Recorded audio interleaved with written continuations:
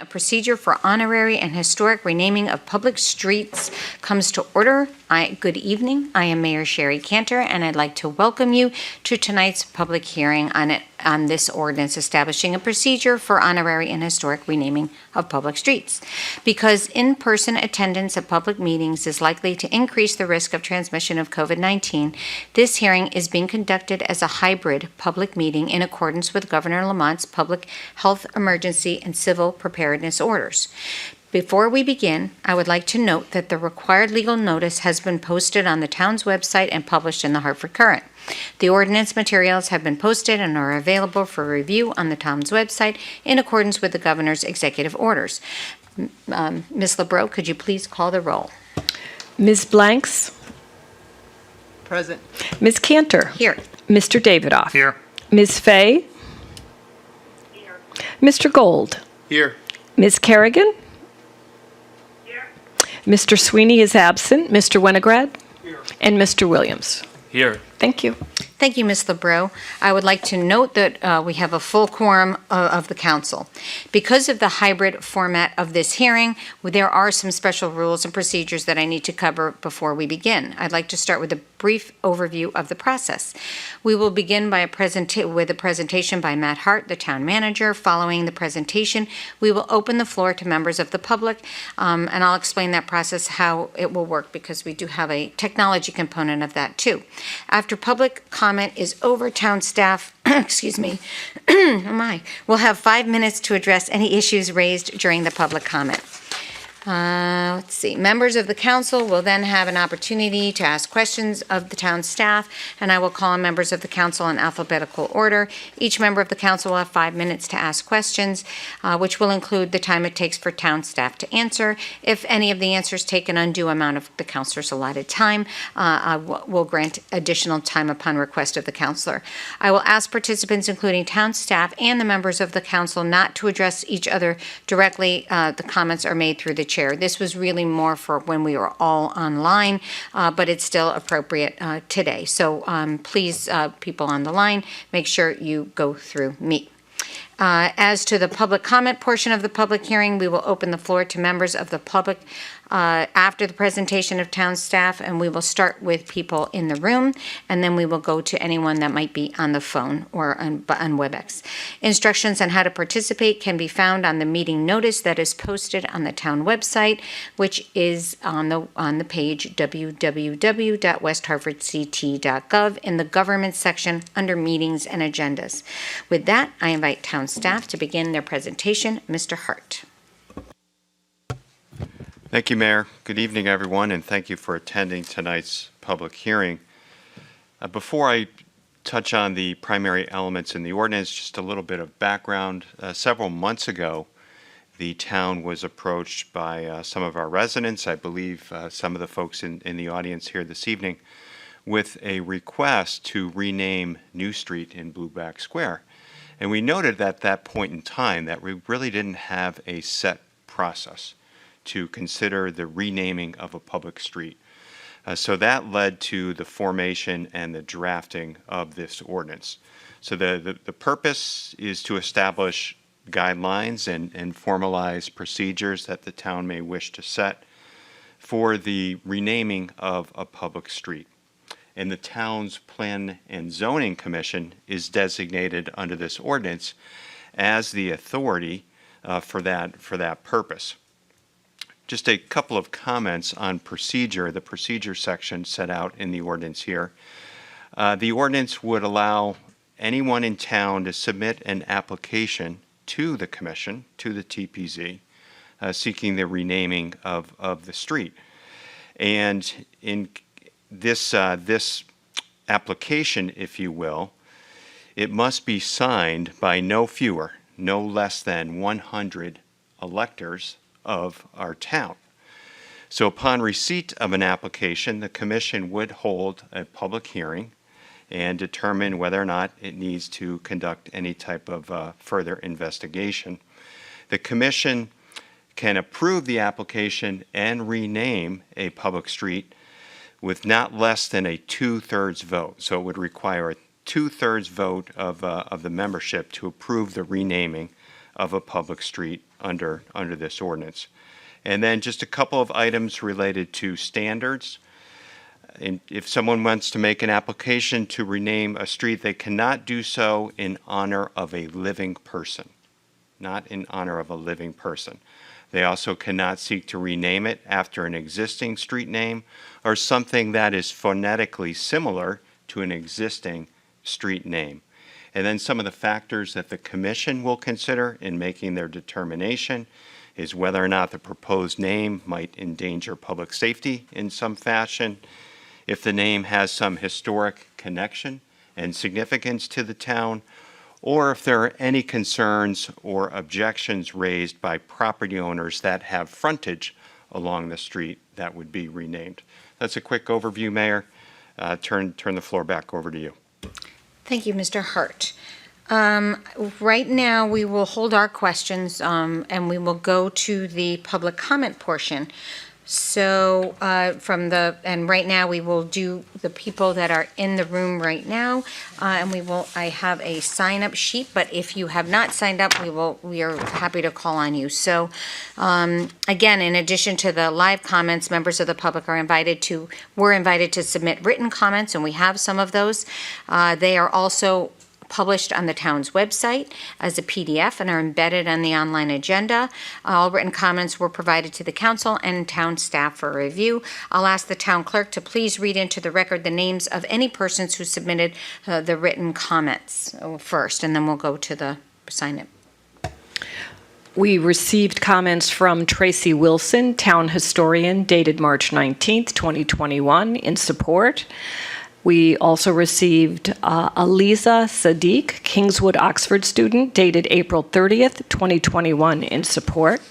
Regina Miller, Kingswood Oxford student, dated April 30th, 2021, in support. Julie Levy, a King Philip Middle School student, dated November 20th, 2020, in support. And Rebecca Samuels, a King Philip Middle School student, dated November 20th, 2020, in support. Thank you very much, Ms. LeBreau. All right, and the sign-up sheet, we will start with Julie Levy. Please state your name and address for the record. And the microphone is right up here, and it is automatically activated. So just speak into it, and it will go on. Thank you. Okay, my name's Julie Levy, and my address is 30 Hartwell Road. I'm here to propose that the name of New Street in Blueback Square be changed to honor two enslaved people named Dinah, a mother and daughter, who were enslaved in West Hartford. Slavery is an important part of West Hartford history, and it's essential that we recognize the difficult experiences of the enslaved people like mother and daughter Dinah.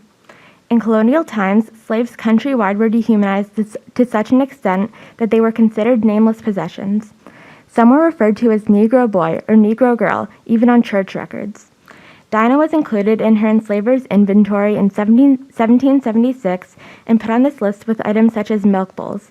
If a person is treated to such an extent that they're placed on a list with household items, they deserve to be remembered forever. Enslaved people were dehumanized on a daily basis.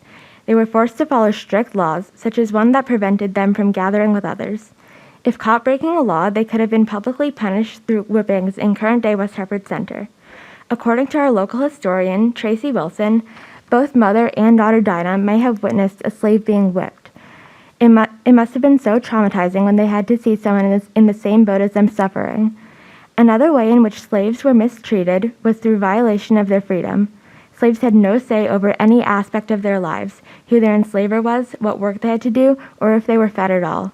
The dehumanization, abuse, and violation of rights just described affected many people in West Hartford and countrywide. Records show that in 1776, what is known today as North Main Street contained 28 slaves belonging to only 16 families. Dinah and her daughter Dinah's enslaver, Colonel John Whiting, and his wife Jerusha Whiting alone enslaved 10 people in this town. Slavery in West Hartford caused extreme harm to many and is an important part of our history and current race relations. These victims deserve to be remembered in a meaningful and enduring way. While we cannot undo the wrongs of the past, as a community, a street sign named after Dinah and her daughter would serve as a constant reminder to ensure that this part of our town's history is never repeated. Thank you. Thank you, Julie. Thanks so much. Next name is Rebecca Samuels.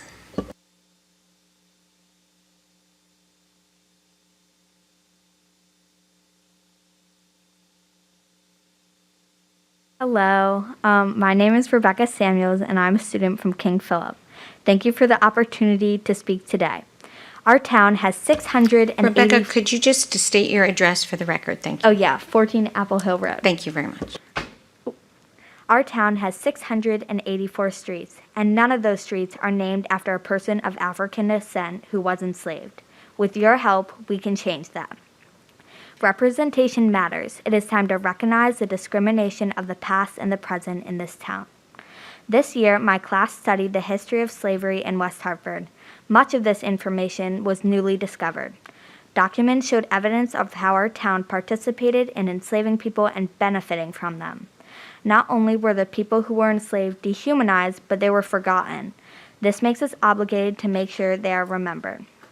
The family I research and think should go on a street sign is a mother and daughter who were both named Dinah. They were enslaved in West Hartford by the Whiting and Lord family. By changing a street name to Dinah, we are acknowledging the hard history of our town and remembering the people who were enslaved here. Let's show everybody that the town of West Hartford is committed to equality and social justice, and we know that slavery and discrimination are wrong. Those enslaved like Dinah were looked upon as property and objects. They were put on wills of inheritance next to objects such as shovels. Mother Dinah was enslaved her whole life and never got to know what it was like to be free. For years, Mother Dinah was forced by the Whiting and the Lord family to do vigorous work that only benefited their enslavers. The saddest part is the fact that people, including West Hartford citizens, saw enslaving people as normal. Take a moment to think about this. Mother Dinah was taken away from her family, brought by the Whiting and the Lords as if an object, passed down through wills, had to raise a baby while being enslaved, knowing her child would be born into slavery, and died as a person who wouldn't be remembered as anything else but an enslaved woman. That was Mother Dinah's life. She at least deserves to be honored and get her name on a street sign because the past can't be changed, but we can acknowledge our ancestors' mistakes. So let her story help teach others that your culture or skin color should not affect your rights to freedom. Thank you. Thank you very much, Rebecca. Next is Regina Miller.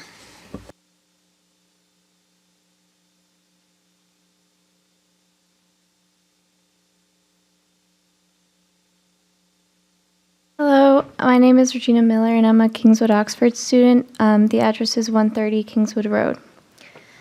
Thank you for allowing me to speak tonight, and before I begin, I'd like to thank my teacher from KO, Ms. McCarthy, and Dr. Wilson and Ms. Devine of the Witness Stones Project for teaching me and my classmates the narrative of slavery in this town and encouraging us to take action to memorialize those who have been forgotten. I will be reading an excerpt from the letter I wrote with my classmate Eliza Sadiq to the town council. In American history, the most common narrative is that only the southern states contributed to the institution of slavery. We as a nation like to believe that the only specific parts of our country chose to participate in this unforgivable system. The truth is, not only was the North complicit, but it also had an instrumental role in perpetuating slavery. We excuse our complicity in inhumane actions by comparatively stating that we were at least better than the South. With a history such as ours, there is no place to compare. It is objectively wrong to say that the North was a morally better region during this time when we directly profited from slavery. Although we continue to uncover more enslaved people in our town's history, our recognition of them is minimal at best. In order to create a more realistic narrative and appreciate the Black members of our history, we propose that West Hartford rename a street in town to celebrate one of these individuals, Peleg Knott. Born around 1750, Peleg Knott was an extraordinary man for his time. His accomplishments display a powerful resistance to the countless obstacles in his life. Despite being enslaved, he was a celebrated leader in town and even earned the depiction of the most independent man in the West Division. Peleg was a veteran of one of the most acclaimed wars in our history, the American Revolution.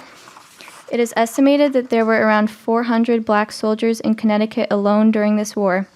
yet they are barely recognized in our schools and in our important landmarks. During the American Revolution, Peleg drove a provisions cart and provided essential supplies to the troops. It is also suspected that he was bilingual and learned French to communicate with other soldiers. A few years later, Peleg was put in charge of his enslavers' land, displaying his leadership by independently supervising 150 acres. In addition, he was elected to the honorable position of black governor in 1780, a position that requires the community's trust and support. He empowered his community by listening to their voices and advocating for them. And from his hard work, he eventually became a free man, and his son Henry was born into freedom. For such an impressive life, Peleg does not have a single thing in town to honor him or tell his story. This is not unique to him, however. Enslaved people in West Hartford have, for the most part, been folded into the corners of history. This lack of representation is quite disappointing for a town that enslaved over 70 individuals. Without the contributions of enslaved people, this town would not be all that it is today, and naming a street after Peleg would be a great first step to securing his legacy and telling the story of slavery in this town. In light of this year's recent events relating to the Black Lives Matter movement, renaming a street would be a way to let the people of the movement know that they are seen and heard and that we are working to right our wrongs for them. After the deaths of George Floyd and Breonna Taylor, protesters cried for everyone to say their names and recognize their deaths and the injustices that caused them. We would literally be answering this call by saying the name of Peleg, a subject of racism, and putting his name on the street sign. We cannot continue to ignore this narrative, and we must tell Peleg's story. Thank you for listening to this proposal on behalf of Eliza and myself. Thank you, Regina and Eliza. It's really powerful. Okay, and the next person signed up is Elizabeth Devine.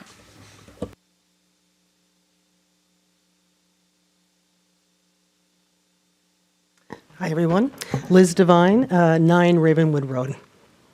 I'm really excited to be here, and I'm here with one of my co-directors, Denise DeMello. Tracy can't be here with us tonight, but you know that she's watching. You know that. We're really excited. We wrote something as a group to give you some context.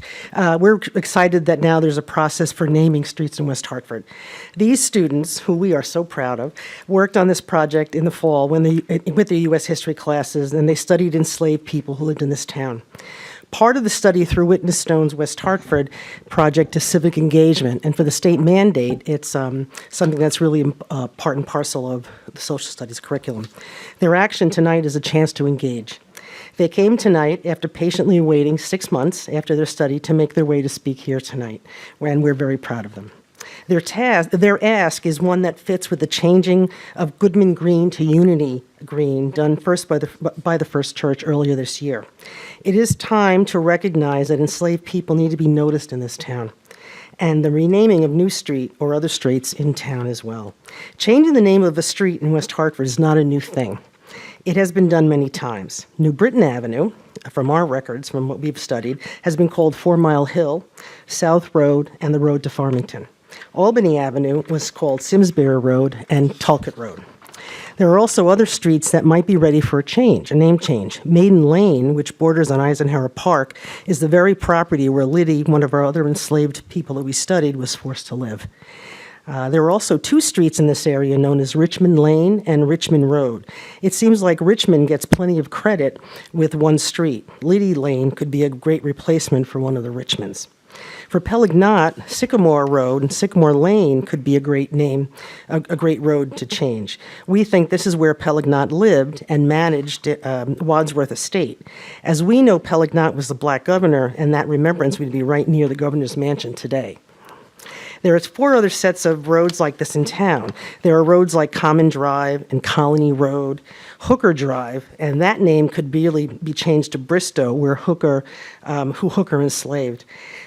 Short Road, which seems like roads that could be changed. And there are many who think that the streets' names after Indian tribes could be changed as well.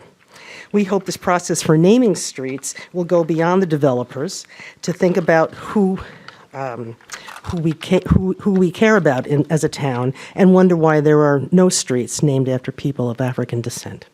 Thank you. Thank you, Liz. Appreciate it, Ms. Devine, as she's known in my house. Much appreciated. All right. I don't know if there are if there is anybody on the line. Jerida, or do you have anybody on the line?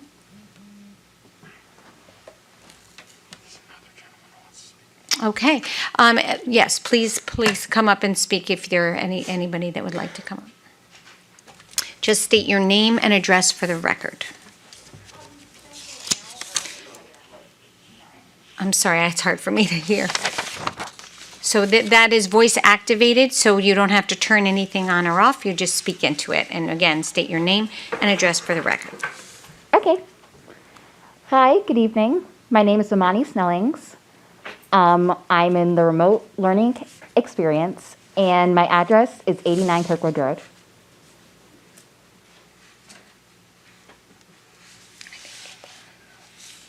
Earlier this year, through the Witness Stones Project, we started learning about the history of slavery in Connecticut. That past, our past, is still relevant today as we move towards the future. There are over 600 streets here in West Hartford, Connecticut. Not one of them is named after an enslaved person. We tend not to talk about slavery here much. Many people, myself included, even forget slavery occurred here. There has been a call to rename New Street for a while now. And I propose that New Street and Blueback Square should be renamed for Sam.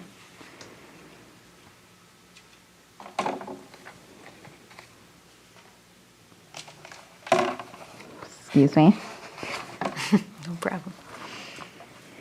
Sam and Neptune, another enslaved person, lived at 4 Mile Hill with Seymour's son-in-law, John Potwine, and daughter Eunice.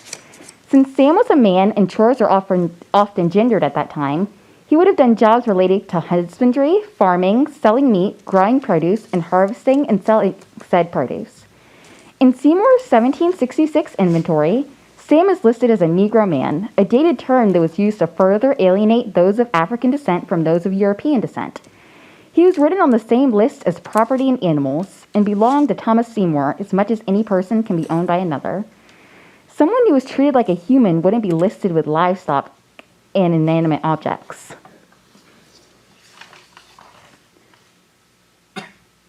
Those enslaved in West Hartford weren't treated well, and they were often brutally dehumanized. A common punishment for breaking slave laws here was to be stripped of your clothing and whipped, beaten, and brutalized in front of many in a square. Most of what we have learned about Sam came from the people who enslaved him. We do not know much about who he truly was, his personality, hopes, dreams, loves, hates. At the end of the day, one of the only things we can know for sure about him is that he was a person who deserves to have his story told. Blueback Square is one of the most popular places in West Hartford for students and their families. Naming a street after an enslaved person would help inform people about the history of slavery in Connecticut and be an opportunity to bring the community together. Thank you. Thank you. Can you just spell your first name for me? Yes, A-M-A-N-I. Okay, I had it right. Excellent. Thanks so much. Yes, and it's thank you. smelling was the S-M-E-L-L-I-N-G? S-N-E-L-L-I-N-G. Okay, thank you so much. No problem. And one more thing, the address. I couldn't. Sure. 89 Kirkwood Road. Kirkwood. Okay, wonderful. Thanks so much, Amani. Okay, is there anybody else present that would like to speak? All right, then we will go to the phone. Jerida, is there anybody on the line that is already on the line? And I will give instructions on how to call in if there is somebody watching that would like to speak. Callers can dial 408-418-9388. That's 408-418-9388. The access code is 1328-540498. Again, access code 1328-540498. And out of, okay, that's really all We're just waiting for anybody to call in. Doretta, one more time, is there anybody on the line to speak?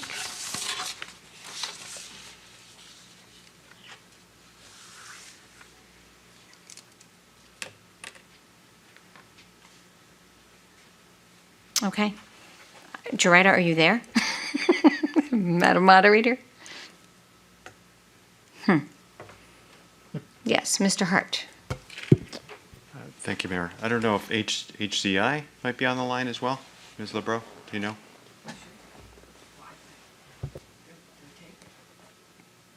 Hi, this is David with WHCI. I'm actually the host of the meeting right now, so sorry for taking a bit to get back, but we don't have anyone on the line. Thank you so much. I appreciate it, David. Thank you. Yeah, no problem. All right. All right, we have no further comments, so we can actually open it up to the floor in alphabetical order. Ms. Blanks, we will start with you. Any questions or comments? Thank you, Madam Mayor.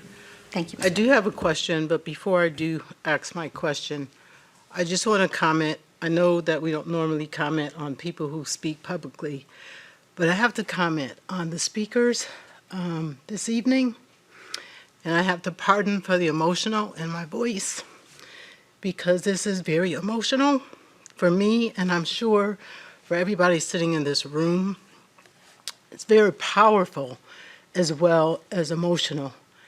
And it really brings me joy to see our young people stepping up to the plate and holding all of us accountable.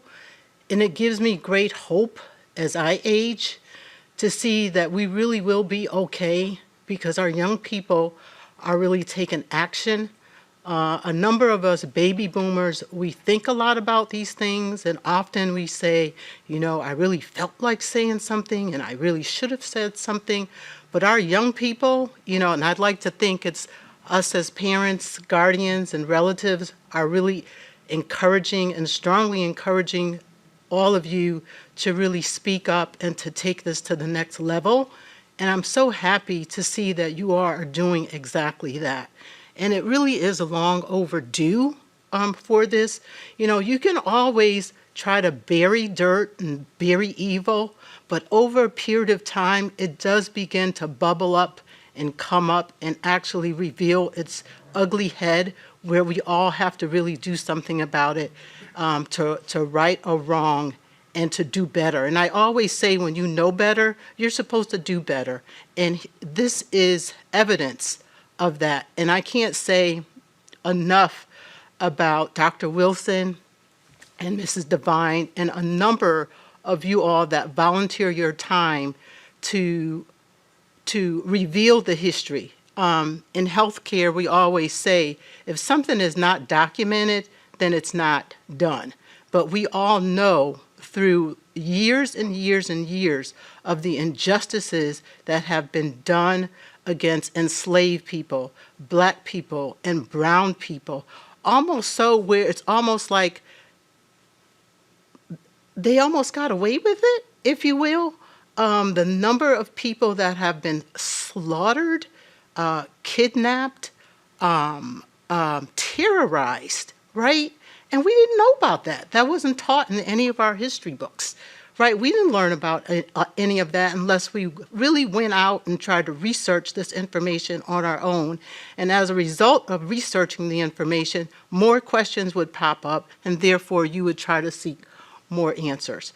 So I just really, really want to express my gratitude to you students, because you're still young and you have so much more to give, and this is just the beginning of what's to come. So I just really want to say thank you, and thank you to your teachers and your mentors and those that are guiding you along the way. And then my question for you, Mr. Hart, is the process. We talked a little bit about it in the ordinance. So once we receive this information in terms of renaming the streets, how long does it take for it to actually happen? That's my question. Thank you, Ms. Blanks. Thank you, Ms. Blanks. Mr. Hart. It's fine. No, I understand, and your words are beautiful and poignant and important. Mr. Hart. Thank you, Mayor. Thank you, Councilor Blanks. Let me start off, and if Deputy Corporation Counsel Verano wants to add to my remarks, she certainly can. So, again, someone who wants to submit an application to the commission, it would go to the commission. And they would need 100 signatures to accompany the application. We would develop a form that we would make available on our website. And the application would come in to the town planner's office. The town planner would then put it on a meeting for the commission. So it would have to be publicly noticed. They'd have to receive it, schedule a public hearing. As I said, the planner's going to have to provide a notice and would send notice to everybody living on that particular street, all the property owners that own property with frontage along that street. And then the commission, there isn't a set time frame for the commission to reach a decision. They may decide that they may want to do a little research, etc., but we would imagine that the commission would move forward in a deliberate fashion. And then again, the commission would need to approve it by a 2/3 vote. A 2/3 vote. And a step I did not mention in my introduction is once the commission takes action, once the commission approves it, it then goes to the town council. It would go to the town council at the town council's next meeting. At the town council's next meeting. And the town council can approve it or disapprove it by majority vote only. I don't know if I was missing anything key. Ms. Verano. Gina Verano, Deputy Corporation Counsel. No, that's it. I don't know if Councilor Blanks, you had any follow-up questions through the chair? Thank you, Attorney Verano. Ms. Blanks? I don't really have a follow-up question, but it does seem like it's a period of time, so it can be up, almost sounds like between 4 and 6 months with the process in and of itself. Is that about accurate? Yeah, that sounds reasonable to me. Maybe a little bit shorter than that. And again, it would depend on how much research the commission wanted to conduct. Ms. Blanks, all set? Okay. Mr. Davidoff. Thank you, Madam Mayor. I'm going to start with wow, because tonight was a wow moment. And you learn a lot by listening. And tonight, I learned a lot by listening. And I listened to people who were much younger than myself. And I appreciate your perspective and your viewpoint for something that's very significant in our town's history. And something that we ought to, as policymakers and decision makers and elected officials, take very seriously. Because I think you're spot on with your research and your proposal. And I applaud your efforts to getting it here. As somebody who studied government in college, government major, you've got all the natural steps to be the next leaders in our community. And I want to thank you. And we now have the power vested in us by the residents of West Hartford to make a difference. And from my perspective, that's going to happen here if I can be in agreement with the majority of my colleagues, and I sort of get that sense around the table that that's going to happen. I do have a few procedural questions, having served 7 or 8 years on the zoning board. So if there's going to be a public hearing, through you, Madam Mayor, to the manager or corporation counsel, I would presume that there would be costs associated with an application for a public hearing. And nowhere in this ordinance does it mention what those costs were, but I would hope that we would have the ability or the discretion to waive those costs for these types of applications. Thank you, Mr. Davidoff. Mr. Hart? Ms. Verano?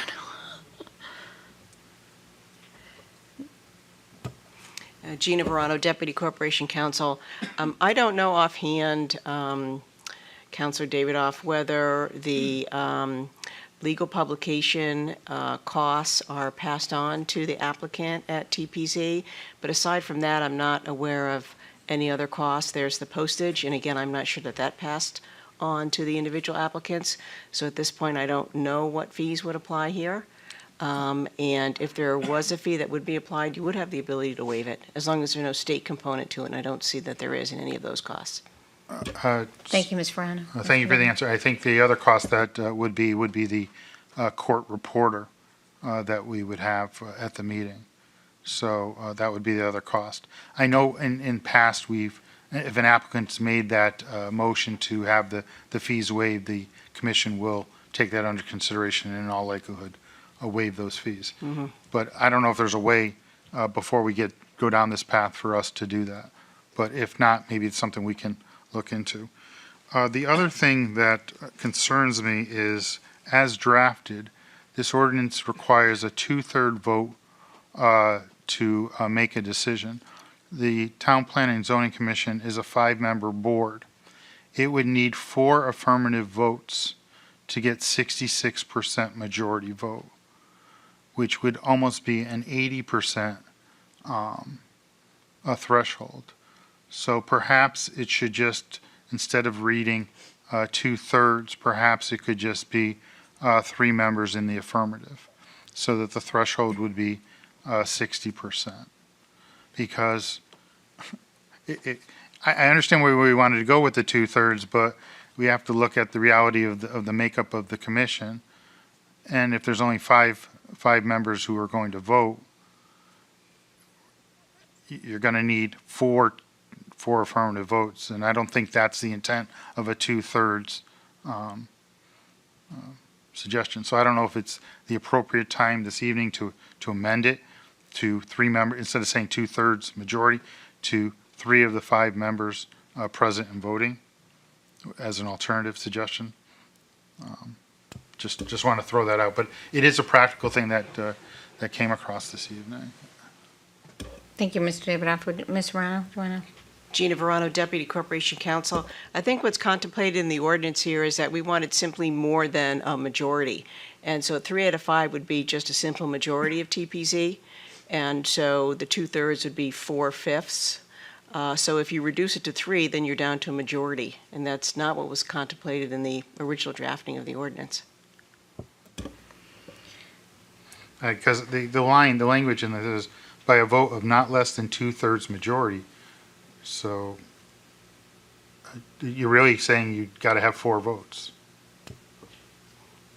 Gina Verano, Deputy Corporation Counsel, yes, that's true. That's the way it's contemplated. Which in reality is 80%. So if possible, if we could just change that wording, I think it would be helpful. Well, we can. And we can visit that at the council meeting. Right, with you can put a respect to motion that. on the floor. And then the last question, I'm sorry, Madam Mayor, through you, is corporation, with respect to the land records, how would this be reflected when a street changes its name? Would then somebody draft a legal document that says the street formerly known as New Street is now known as something else? Is that how it would be referenced? Because if somebody was doing a title search, I think that's relevant with respect to, we were talking about Sycamore Road, Richmond Road, Richmond Lane. I think those are important considerations that I don't want to create obstacles to achieving what we think is a very desirable goal. But there needs to be in place legitimate standards to make this happen. And I'm certain we can, because I don't think West Hartford is going to be the first community in Connecticut that is renamed a street. So there must be some type of history in our land records which would reference something like that. So I'll just leave it at that. Thank you, Mr. David. Ms. Verano, I don't know, it sounds like this needs a little tightening up on the procedural, on the notice of when a street was to change. I don't And I know, obviously, Ms. Devine shared with us other times in our history where those things have happened and not prevented us from doing those changes. So I don't know if that's, if that impacts the ordinance, the procedurally, because that's really an internal process that we would need to do. So I don't think that we would amend the ordinance for that. But I do think it's something that we would need to spell out as part of the TPZ process. Right. So Gina Verano, Deputy Corporation Counsel. Yeah, as currently drafted, the ordinance just says that there's going to be a publication in the newspaper. It doesn't contemplate anything recorded in the land records. We typically don't, under our current even subdivision regulations, or when the town council accepts a street, record anything on the land records. So that would be sort of a new process. And the way the land records work, in my opinion, would be incumbent upon the property owner itself to, going forward, identify its property address as it currently is, and then also known as, and have the new street address. I think that's the only way for it to be adequately recorded in the land records. Some recording by town staff or TPZ, I don't think would accomplish that purpose. Thank you. Thank you, Ms. Verano. But again, I don't think that's necessarily, but I do think the membership and the majority, I know that the more than a simple majority, but in a 5-member board, that becomes a little higher bar. So, all right, we will go to Ms. Fay next. Thank you, Mr. Davidoff. Ms. Fay?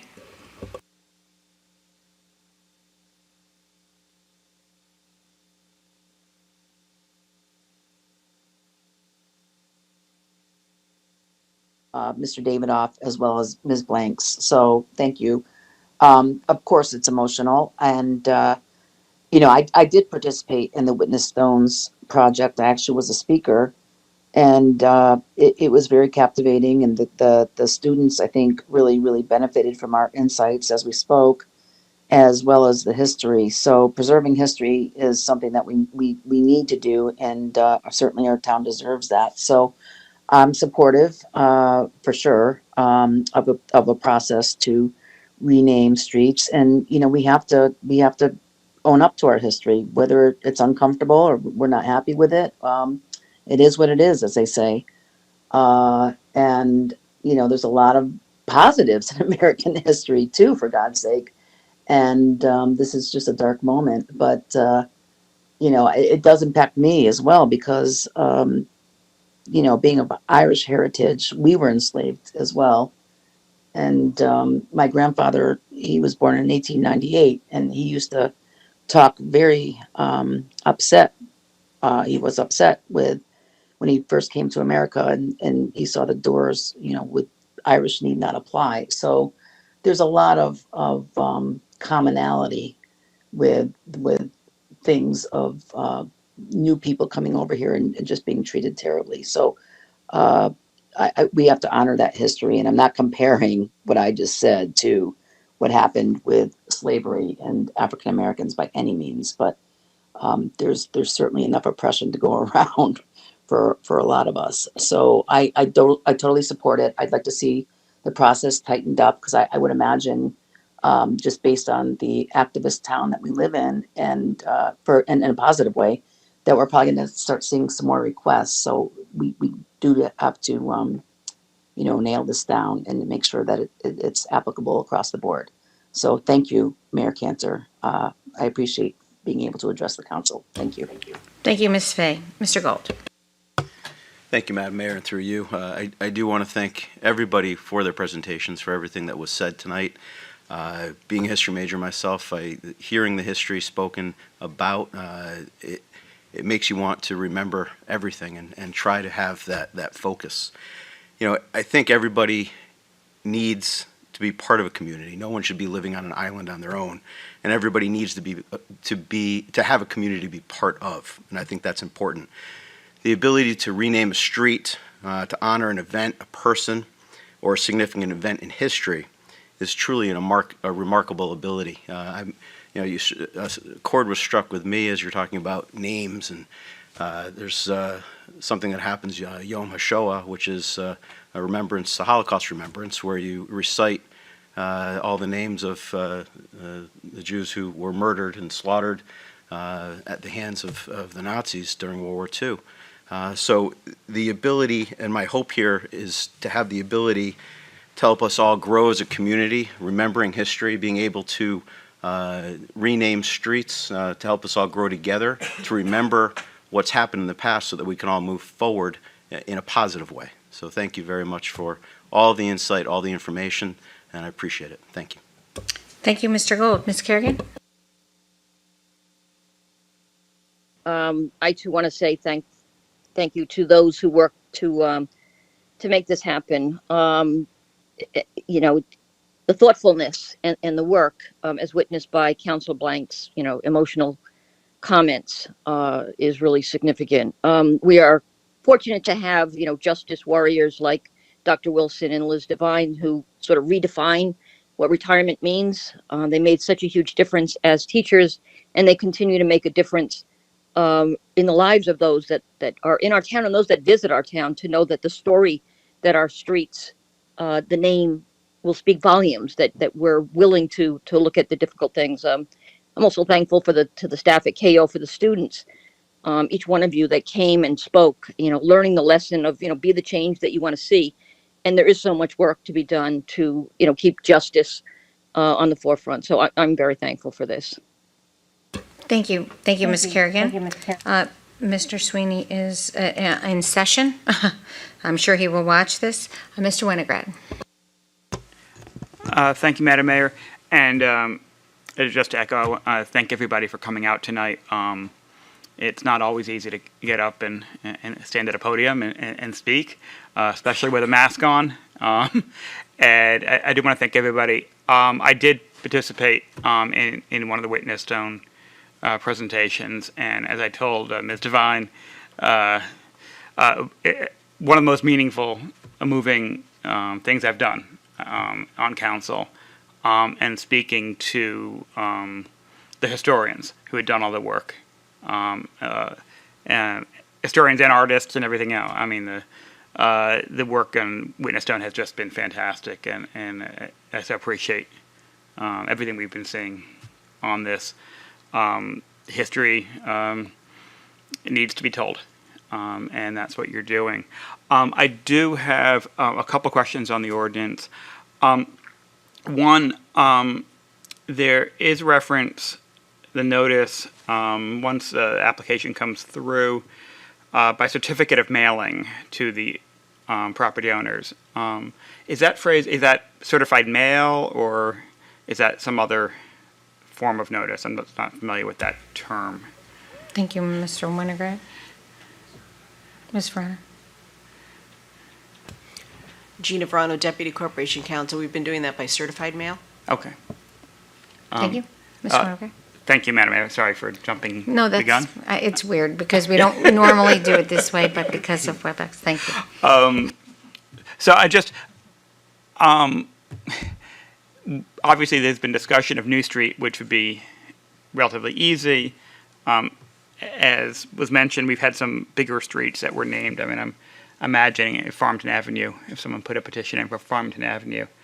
I am concerned about the potential cost of that many mailings, which would really get into probably thousands of dollars if a petition were put in for a major street. So I'm just wondering whether or not there's any discretion.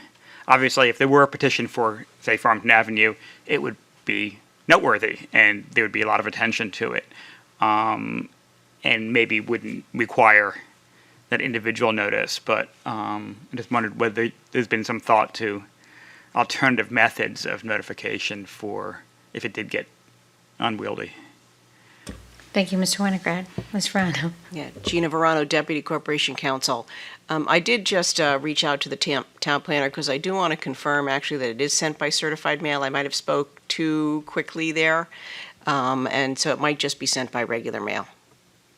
Thank you. Thank you, Ms. Verano. Mr. Winograd. Thank you, Madam Mayor. Yeah, the 50 cents would be a little bit easier to swallow. It's to be expensive, but not quite the killer that I was contemplating. The other, just one other thing, in the petition process, it mentions electors, I think, as the 100 electors.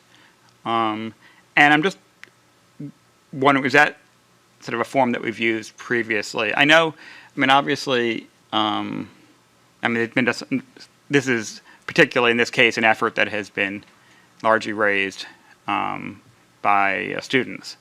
And personally, I'm frankly more interested in the high school students who've done the research. Their views actually, I think, need to be heard on this. And I'm wondering whether or not we have procedures, there's any way to verify names or anything else for having non-electors. That there are other people who, residents of West Hartford whose views are of interest. And obviously for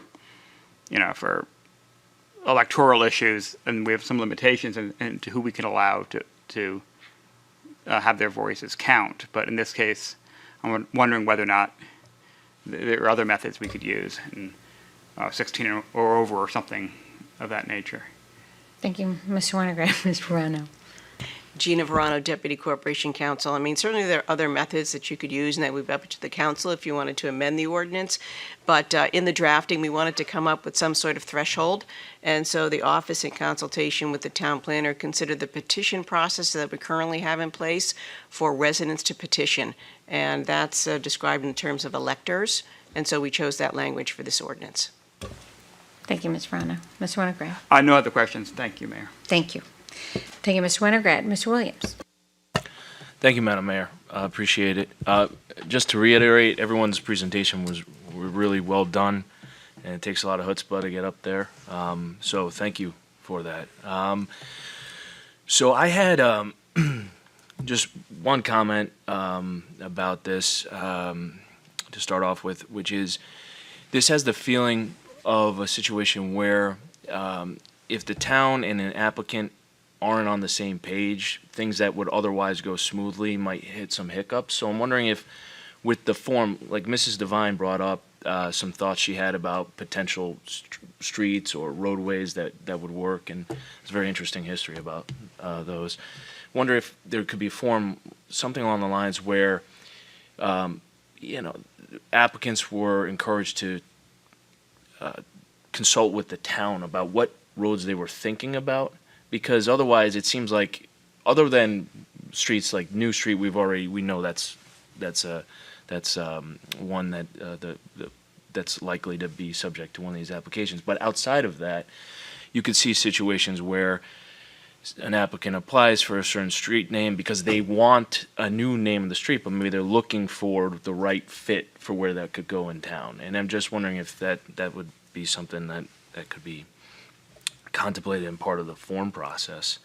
The other thing that I had thought of was with respect to Mr. Davidoff's comment about the 2/3. I think the 2/3 issue on the commission also would make it bipartisan, which I think would be a nice thing, because I think without the 2/3, it could be just singularly partisan. So, I just think when you're changing something like a street name, it's a nice testament to the community to have it be bipartisan or tripartisan, as the case may be.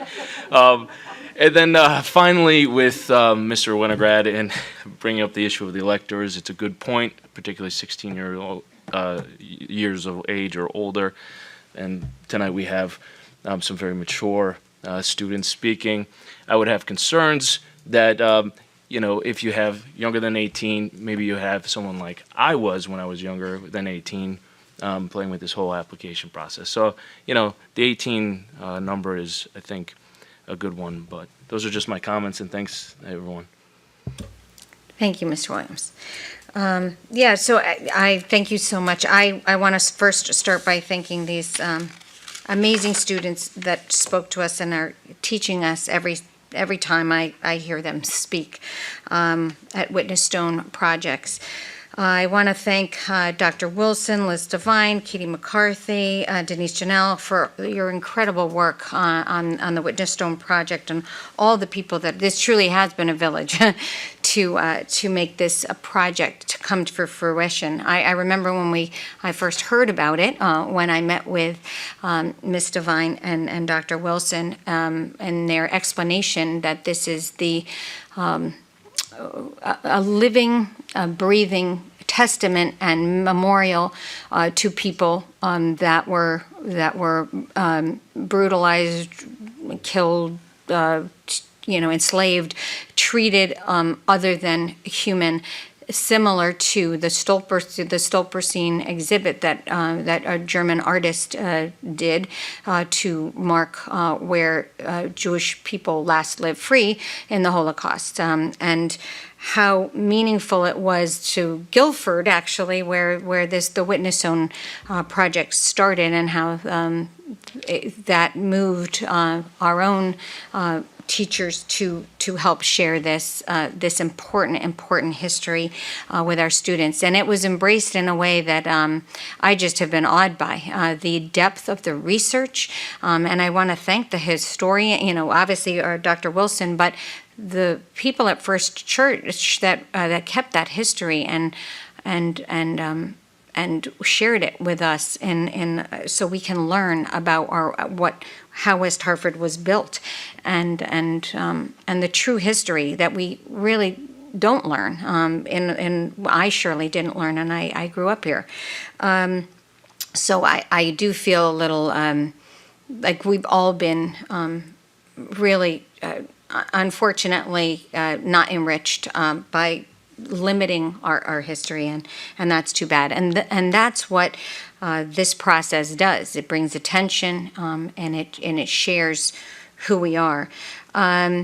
I was doing a little bit of research on what renaming streets, how that happens around the country and in other communities, and I did not know a hodonym is identifying a name for a street, and a toponymic is the terminology for naming a street. I thought that was interesting. And one of the things that I've been processing with, I think the ordinance is a good ordinance. I don't, many of our ordinances, when they're the first time, they're not perfect, and that's why we amend them and periodically, especially new ordinances that we can't see all the future impact of how it's going to be. We want people to be thoughtful, and change is important. It's really important, but it also needs to be thoughtful, and the impacts of those changes need to be thought through. I've read about a couple of communities where the importance of the community, the Public Works Department, the Police Department, the Fire Department, all are very, have almost a veto power lots of times in other communities, but have important input into how a street name changes, because names of streets are so important to people's safety. It's your address. It's where we can find you. And GPS is great, but sometimes that's not what we can access. So those are things that we have to be very thoughtful about. Public input is important, whether people are for it or against it. It's important to hear those voices, because it is your address, and it's, you might have purchased your largest asset, and that's part of your address. So a process for public input is very, very important. But think about, the signs, obviously, there's cost to changing signs, and also changing maps, making sure that maps those things are reflected in that. And also, one of the things that I found interesting was obviously voter records and other public records need to be also changed and addressed if a street change with large residents or businesses.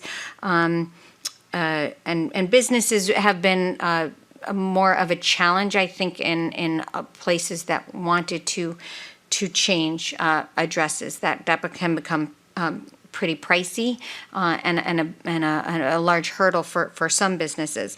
But licenses, people have licenses sometimes for multiple years, and if a street address changes, how do you bridge that license change for those residents? So those are things that we have to think about. I think it's a very beneficial to start with a street that doesn't have many addresses on it, whether it be residences or businesses, and that's what New Street is. And so I think that's a wonderful model to think about this process through it. But when we look at that and we try to apply it to a Farmington Avenue, a New Britain Avenue, the process might not fit so well. So we've got to think about that. But I will say, and I'm going to say this in the town council meeting as well, which will be shortly, but a street name is powerful. It becomes part of the language and the psyche of the people in the community, and it does reflect who we are. And if we don't understand the names of those streets, well, you know what, maybe we should. And we should think about them and learn about them. So I just want to say I'm inspired by the educators and the students that are educating us. I also wanted to thank, just a little extra thank for Dr. Wilson, who has given me the tools to, at a Veterans Day or Memorial Day speech, to incorporate Pelignot, actually, in one of the speeches. And so many residents learned a story that they didn't know before. So I want to just give an extra special thank you to her for teaching me and so many people in our community. I think we will, that is really the end of this public hearing, unless there's anything further, Ms. Rana. So if, it sounds like the one thing on the potential table is the percentage from the TPZ. But even if, well, it has to pass the TPZ to come to the council. But then the council is not required to have a 3/4 majority. It is a simple majority. So, all right, so that could be an amendment. All right, thank you very much. Is there anything else before we close the public hearing? On the phone? No? Okay. All right, the public hearing is closed, as long as there's no objection. Public hearing is closed. We will start the council meeting shortly. We do have one other short public hearing, and I'm calling the 725 Public Neighborhood Assistance Act Tax Credit Program to order. Good evening. I am Mayor Sherry Cantor, and I'd like to welcome you to tonight's public hearing. Thank you all for being here, by the way. A public hearing on the projects proposed for the Neighborhood Assistance Act Tax Credit Program. Because an in-person attendance of public meetings is likely to increase the risk of transmission of COVID-19, this hearing is being conducted as a hybrid public hearing in accordance with Governor Lamont's public health emergency and civil preparedness orders. Before we begin, I would like to note that required legal notice was posted on the town's website. The list of projects has been posted and are available for review on the town's website in accordance with the governor's executive orders. Madam Clerk, please call the roll. Ms. Blanks. Present. Ms. Cantor? Here. Mr. Davidoff? Here. Ms. Fay?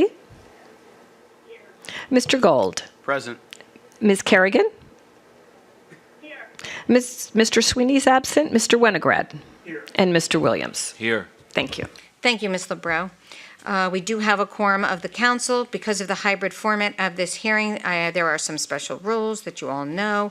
We will begin with an overview of the process, presentation by Mr. Hart, Town Manager, and Ms. Helen Rubino-Turco, Director of Leisure Services and Social Services. Following the presentation, we will open the floor to members of the public, and I'll explain how that process will work.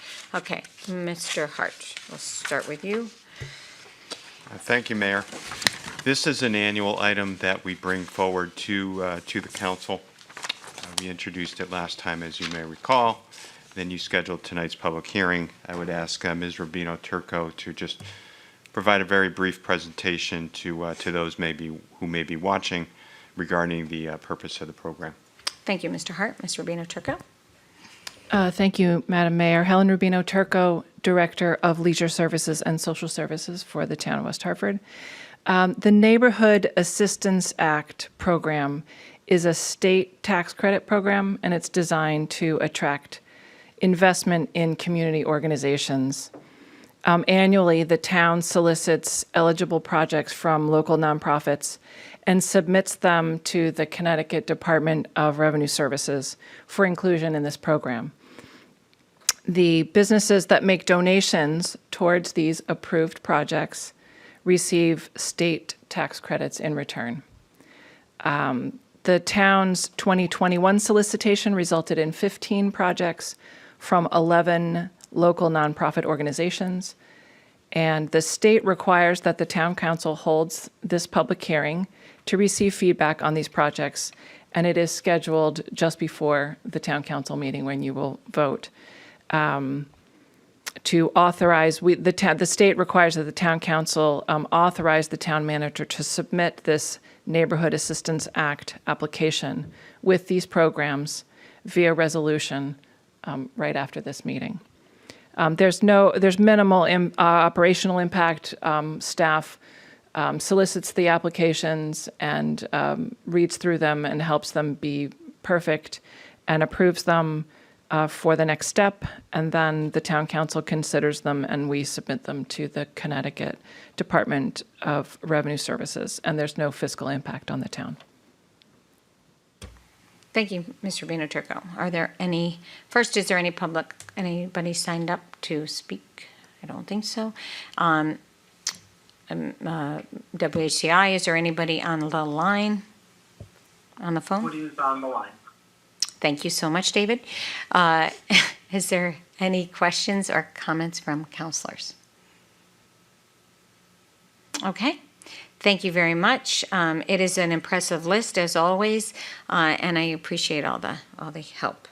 All right. So with that, I think anything further from staff? No. Okay. All right. Then we can, without any objection, we'll close the public hearing. Okay. Public hearing is now closed. Does anybody need a break? Are you on a go? Okay. So we will go right. Okay, we will take a 5-minute break and start the council meeting.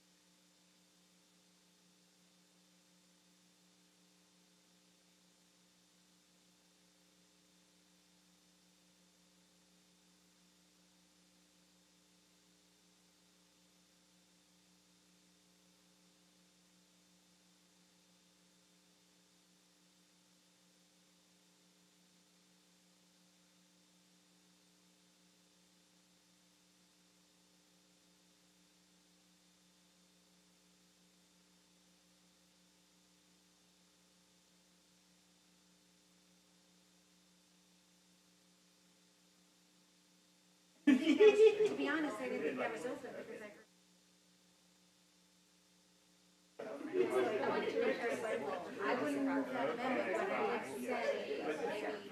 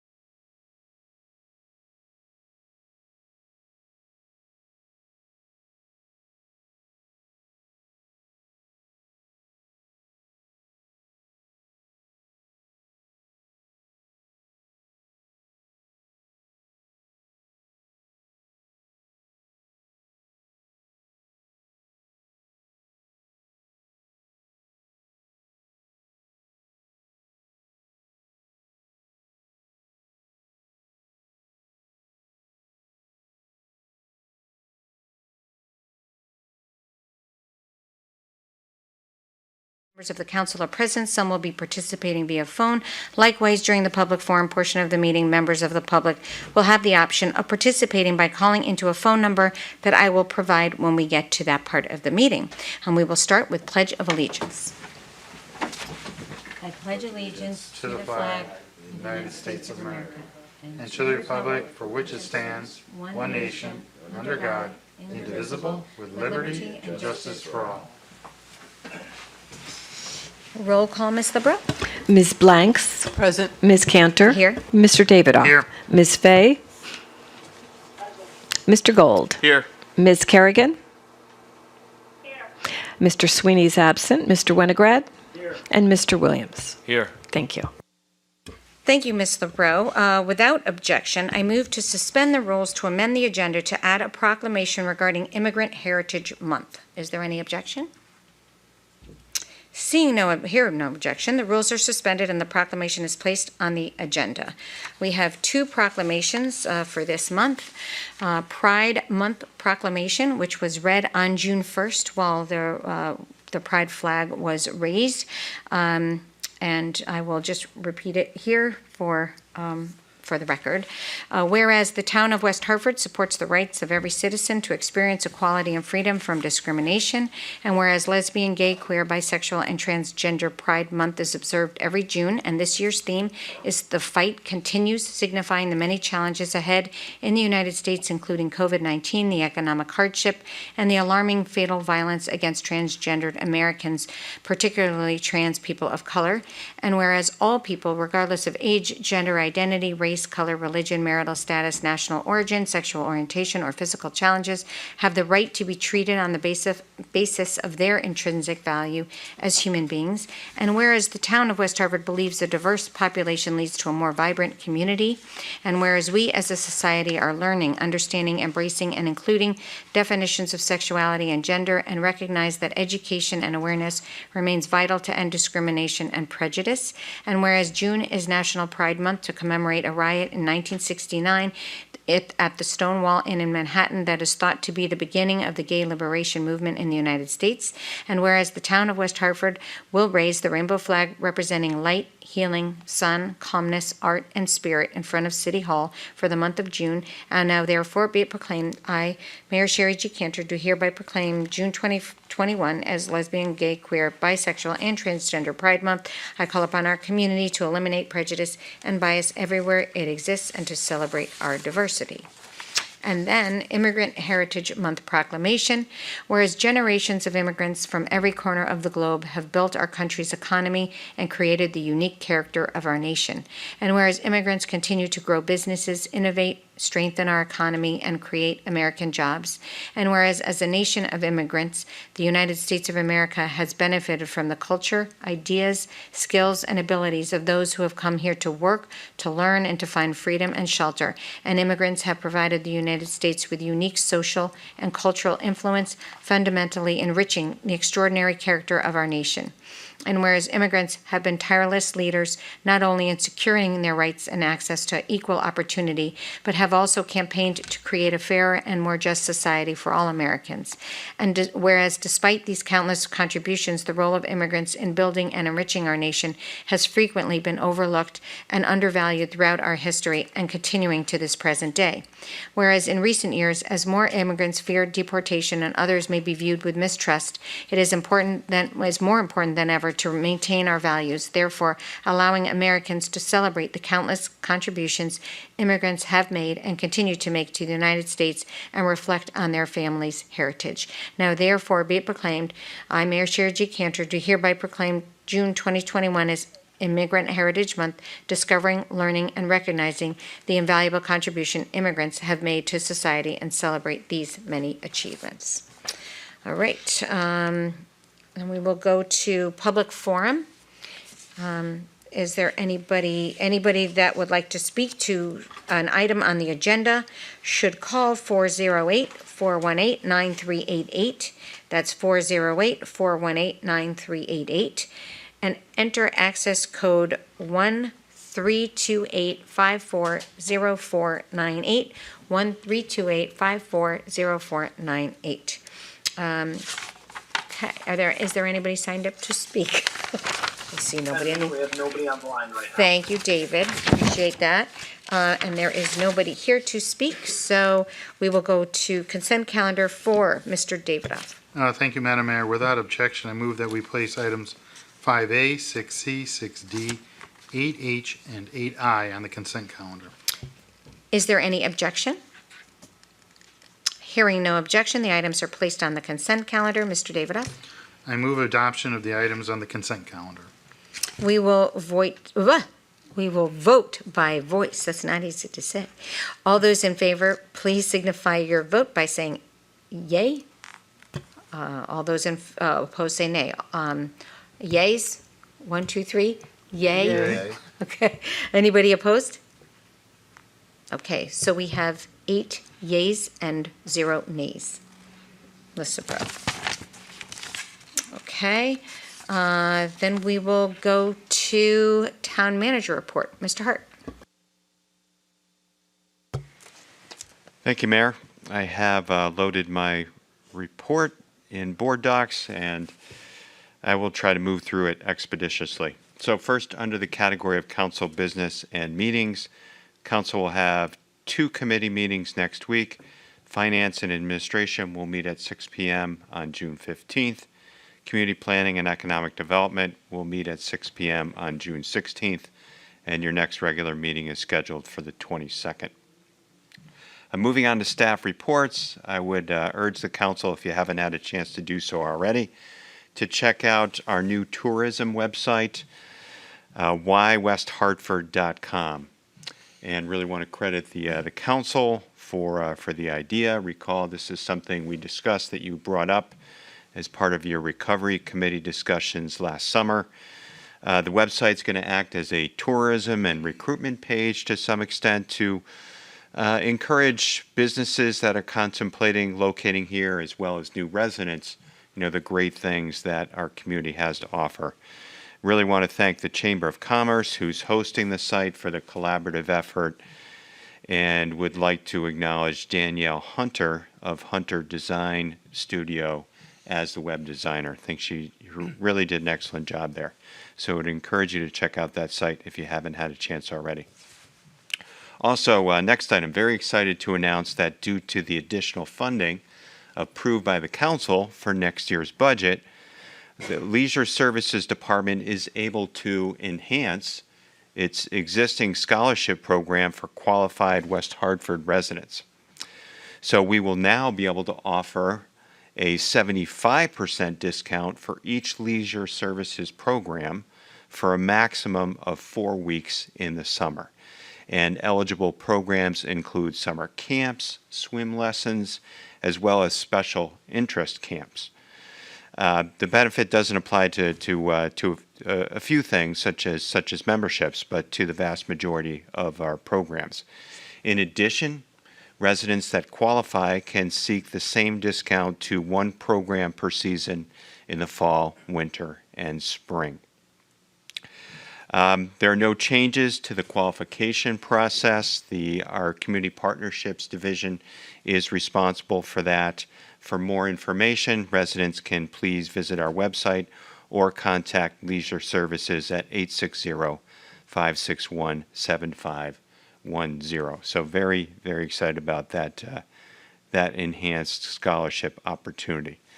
Moving on to talk about roadway repaving and reconstruction planning, which is something we do each and every year. So roadway reconstruction is underway right now on Cornell Road, Fenbrook Road, Owings Road, and Princeton Street. We will soon begin work on Arapahoe and Walbridge roads later this construction season. We're putting some finishing touches on the roads in our first round of repaving. We're under the second round now. Those streets that we're finishing up include sections of North Main, Fern Mountain, and Fern Ridge. The second round is planned for July, and there are several streets listed here that council will see, everything from Pheasant Chase to Stevens Street. I'm not going to rename them all or name them all. The MDC does, no pun intended, the MDC does plan to repave Hillcrest Avenue this coming August. Moving on, North Main Street Bridge rehabilitation. That project is nearing completion. We're excited about that. We're preparing the street for the road diet trial, and that prep work, as council will recall, includes signage, pavement markings, and traffic signal modifications. And we'll look to have that in place the end of this month, the beginning of next month. 4 Mile Road, Newport Avenue, we've had those temporary semi-diverters in place. We're going to make them permanent this coming August. We're also looking at options for Riggs Avenue because those semi-diverters have impacted Riggs to some extent. So we're working with that street and that neighborhood as well. Moving on to talk about some things from leisure services and social services. Celebrate West Hartford, and I think the mayor has announced this at a previous meeting. Will look a little bit different this year, but we're still offering some fun programs in a virtual manner. A virtual arts and crafts show is going to feature nearly 100 artists, many familiar faces from our community, as well as some new folks from that have applied for this year. Also running a virtual fun run apart, give together program. 2 virtual events, a virtual run or walk 5K over the week of June 4th through the 13th, and a month-long distance challenge, which will run the entire month of June. Registration remains open until the last day of June, so those of us who have not signed up yet, there is still time, and the proceeds from those events will help support our very important Town That Cares and the Leisure Services Scholarship Funds. Next item, Unite CT. I think Council is well aware of this program. Unite CT, it's a mobile registration bus that helps eligible residents register to receive financial assistance for rent and utilities. It is coming back to West Hartford. Residents who earn up to 80% of our area median income and their landlords are eligible to participate in the program. And actually, both the tenant and the landlord need to participate. The mobile bus is going to be here at Town Hall on Friday, June 18th from 10 a.m. to 3 p.m. and will also be at the Faxon Library on Monday the 21st, the same time slot from 10 a.m. to 3 p.m. And we do have a link posted on our website. Our library hours are continuing to expand. People can now visit the library without an appointment, which is great. We're planning to open up additional evening hours during the summer. It'll be very similar to the hours we had pre-pandemic. Our branches will expand their hours in September. However, we are asking that people visiting the library still continue to wear their face masks, just given the large number of children that we typically have at the library. So we're following the same protocol as the public schools for right now. Another library item, I'd like to commend the staff for applying to receive a grant to fund what's called a Smart Locker. Smart Locker will be located outside the library, and it will give patrons, think of your Amazon box, it'll give patrons an opportunity to pick up their materials at their convenience 24/7. Moving on to a couple of items from Public Works. Want to commend Public Works for developing a new web-based pest management application dashboard that you can find online. So if you're curious to look at pesticide and herbicide applications in public areas, we're posting this online. This was a cooperative effort with a community action group, Grassroots. Want to thank them for participating in this as well. And then the Grounds Division in Public Works worked recently with the Friends of Fern and Leisure Services to plant 35 native trees at Fern Ridge Park. It was funded through a Sustainable CT grant, which is great. That division has also recently completed some work at the softball field at Hall High School. And they are assisting with preparing Webster Walk for the MLK mural coming on June 19th.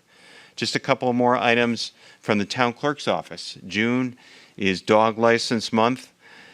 Runs throughout the state, and same is true here in West Hartford. And the clerk's office mailed reminders to me and 3,000 other dog owners in town, urging us all to do the right thing to make our pets legal. So we encourage everyone to please do that. New this year, we have an informational video featuring Town Clerk Essie LeBreau and our Animal Control Officer Helen Lee.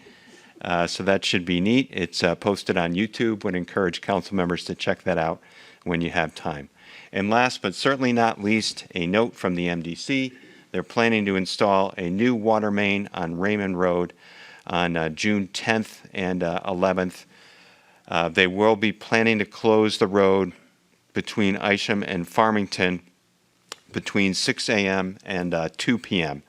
to facilitate the installation of a new 24-inch water main. So that's a good sized line. And we will detour traffic accordingly. That completes my report, Mayor. I know it was pretty extensive this evening. Happy to take any questions council members may have. Thank you, Mr. Hart. Are there questions for the town manager? Mr. Gold. Just one quick question. Going back to the Celebrate West Hartford, I know at one point in the past we had talked about the potential of having something smaller, potentially in the fall or something along those lines. Is that being discussed, thought about, or tabled? Mr. Hart, thank you, Mr. Gold. Mr. Hart, I wasn't sure, yeah. Oh, thank you, Mayor. Thank you, Councilor Gold, for the question. Let me get back to you on that. I believe it's still being discussed, but I want to confirm. And I know we'll be planning to return to the traditional event next calendar year. Thank you, Mr. Hart. Mr. Gold, anything further? Anybody else have any questions for the town manager? Okay, not seeing any. We will go to Corporation Council report. Ms. Rano, do you have anything? No? Nope. Gina Verano, Deputy Corporation Counsel. Madam Mayor, I have no report this evening. Thank you so much. Any questions for Corporation Council? Seeing and hearing none, we will go to number 7, Mr. Davidoff. Thank you, Madam Mayor. I move that we adopt the ordinance establishing a procedure for the honorary and historic renaming of public streets. Thank you, Mr. Davidoff. Mr. Hart, do you want to just do a quick little summary of this public hearing that we just had? Thank you, Mayor. Yes, the Town Council conducted a public hearing regarding the proposed ordinance earlier this evening. The purpose of the ordinance is to establish a procedure for the renaming of public streets in town. The proposed ordinance would designate that authority to the town's Plan and Zoning Commission. Residents seeking to rename a street would need to file an application with the planning office. They would need at least a minimum of 100 signatures from electors in town to accompany their application. TPZ, the Planning and Zoning Commission, would schedule the application for a public hearing. The ordinance as currently drafted would require approval from 2/3 of TPZ, and if the application is approved, it would be submitted to the Town Council. For the Town Council's next regularly scheduled meeting, the Town Council would need to either approve it or disapprove it by a simple majority vote. If it's all approved by TPZ and the Town Council, the Town Clerk would then publish legal notice. Thank you, Mr. Hart. That was a good summary. I do think there were a couple of questions. There was one actually that Mr. Winograd had raised. Mr. Winograd, do you want to summarize your question? Just in terms of the circulation process, is there anything that would prevent non-electors from circulating petitions? Gina Verano, Deputy Corporation Counsel. No. A non-elector could walk around and collect signatures. However, the signatures need to be of electors of the town. Thank you. Thank you. Thank you, Mr. Winograd. And just to follow up on that question, would the application need to be filed by somebody that is over 18, an elector, or someone that's over 18? Do we know that? The Gina Verano, Deputy Corporation Counsel, the ordinance as drafted just says any person, so I would mean any person. It's just that it needs to be signed by 100, at least 100 electors. Thank you. Thank you. Okay, thank you very much. All right, is there any debate or comments on this? And I can just go to people here. You can raise your hand. We don't have to go in alphabetical order. If you have any comments, Ms. Rana. Thank you, Madam Mayor. Gina Verano, Deputy Corporation Counsel. I just wanted to respond to two questions that Councilman Winograd had raised during the public hearing. One of them was the question as to the waiver of fees. And so I do have some clarity on that.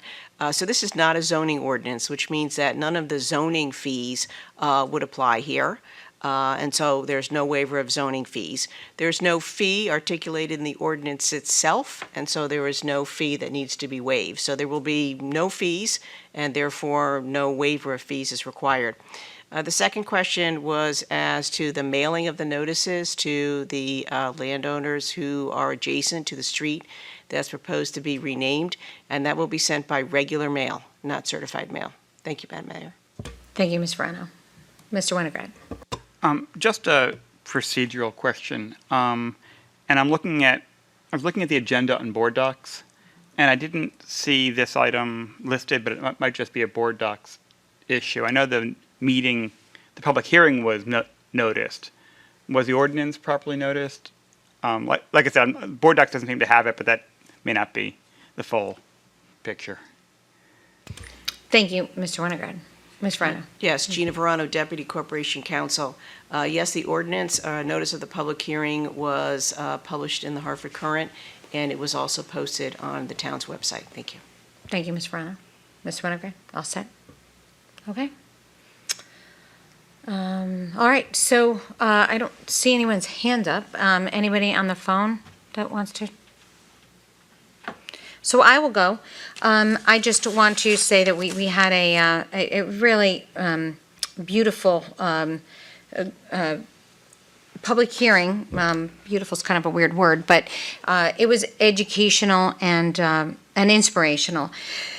And we had students that shared a part of our town's difficult history that they want to incorporate by naming a street. And we have this process started a number of months ago when the students were participating in the Witness Stone Project, researching enslaved people that were in West Hartford and learning their stories, their names, and who they were.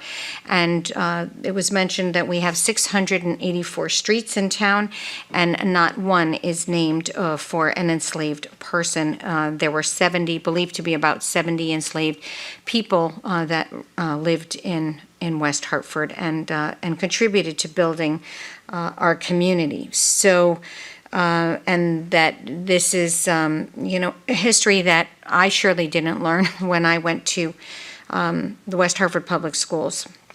And this is an important, this project, the Witness Stone Project, has opened a lot of our eyes to slavery that did happen in the North. And we, many of us thought, no, slavery didn't happen here. It happened in other places in the country, but it did. And so having this project after the this art, it was really a project that came out of the Stolperstein project, out of the marking the Holocaust, where millions of Jews died, they were murdered, and marking where they last lived free all over Europe. I literally tripped over one in a ghetto in Rome, actually, and remember reading about the family and learning that history of a family that had perished, and so those stories are important and real, and very meaningful, and we're still learning about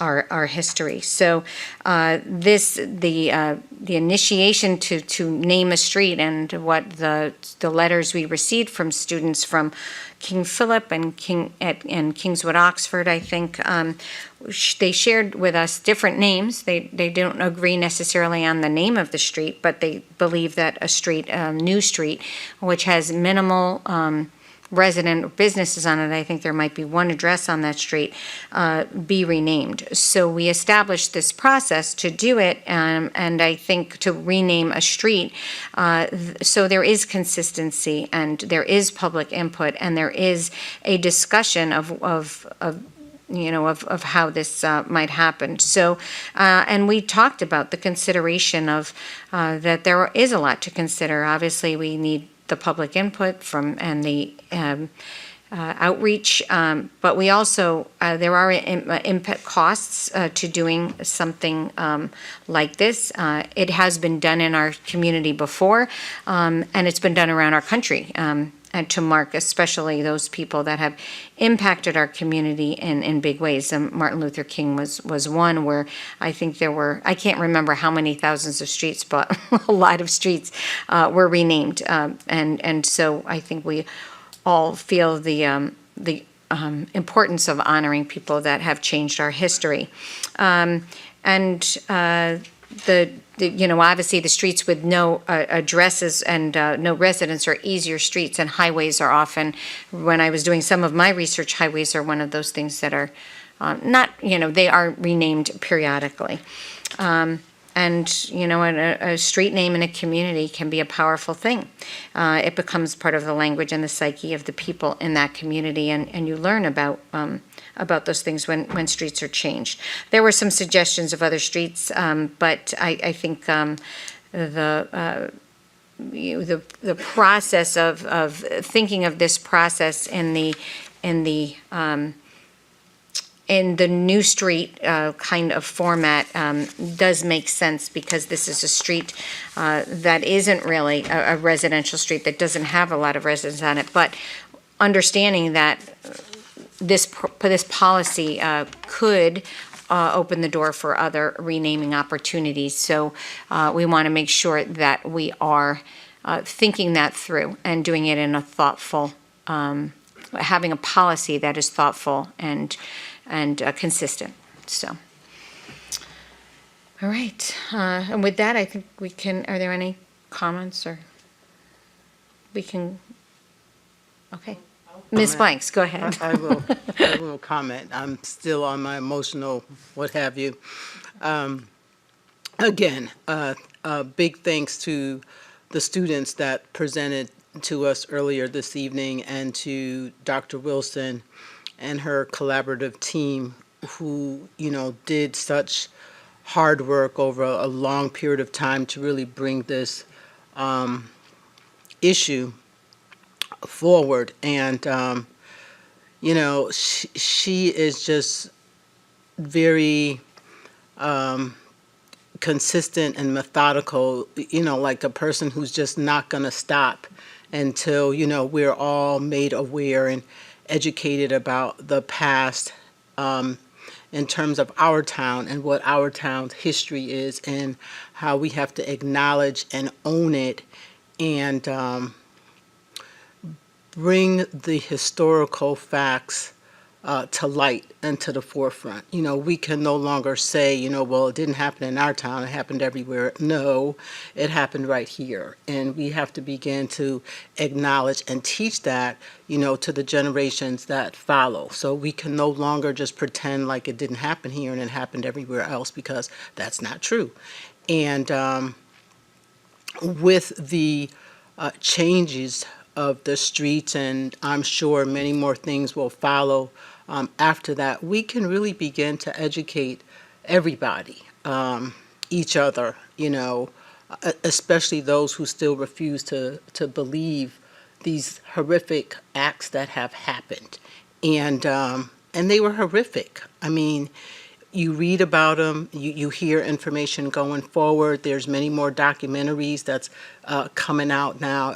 And it's not just the enslaved people that we know about, it's many, many more of the ones that we're beginning to hear about now. Just the atrocities, the terrorism, and a number of things that are still today associated with it. And many, you know, folks of color are still, what we call it, PTSD, that still suffers, you know, from various things that were representative of our past, and as a result are often not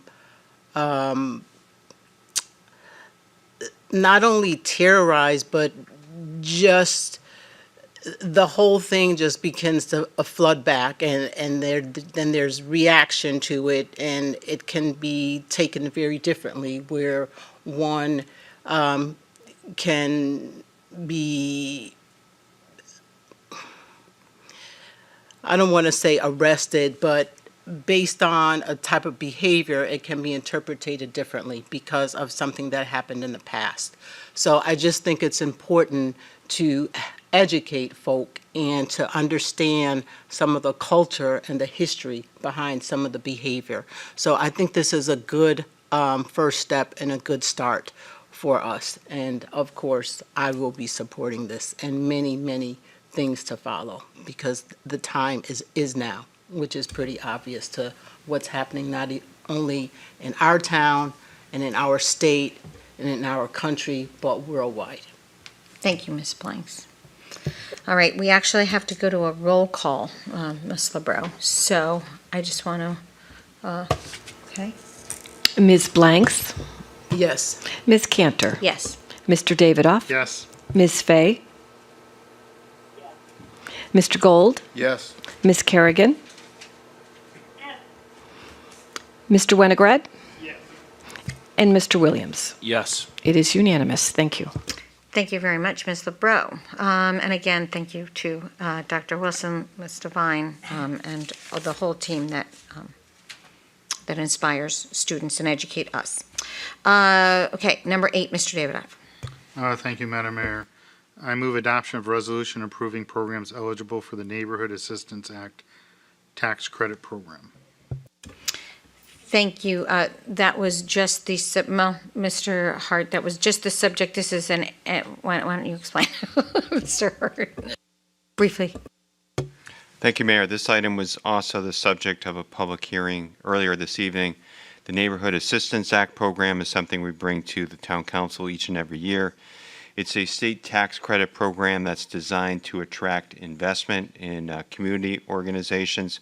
So every year we do a solicitation from the nonprofit community, and once they're approved by the council, we submit them to the Connecticut Department of Revenue Services, DRS, for inclusion in the program. And businesses that make donations to help support these projects, they would receive a state tax credit in return. So our solicitation this year resulted in 15 different projects from 11 different local nonprofits. The list here is attached.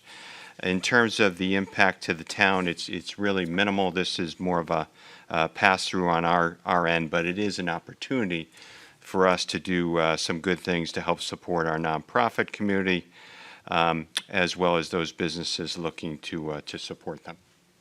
Thank you, Mr. Hart. Any comments or questions?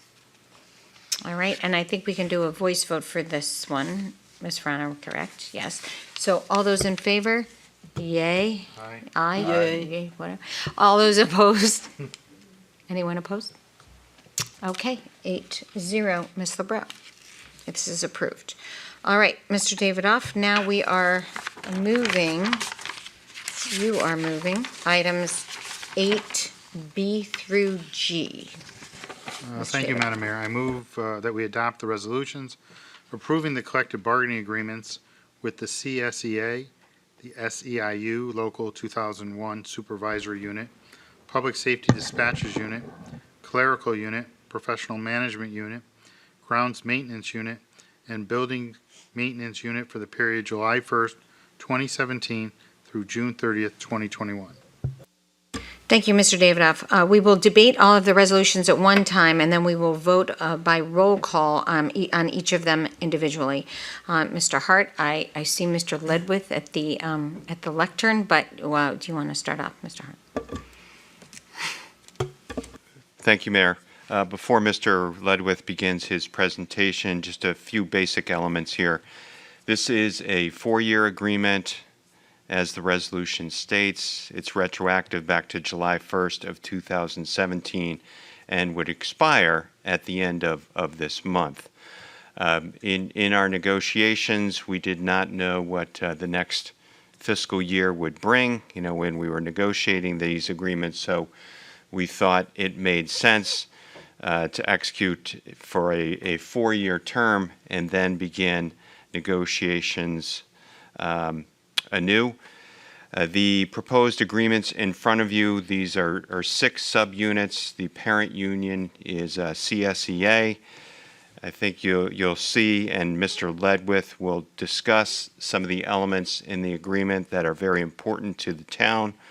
I also think that they're fair and equitable with respect to the members of the bargaining unit.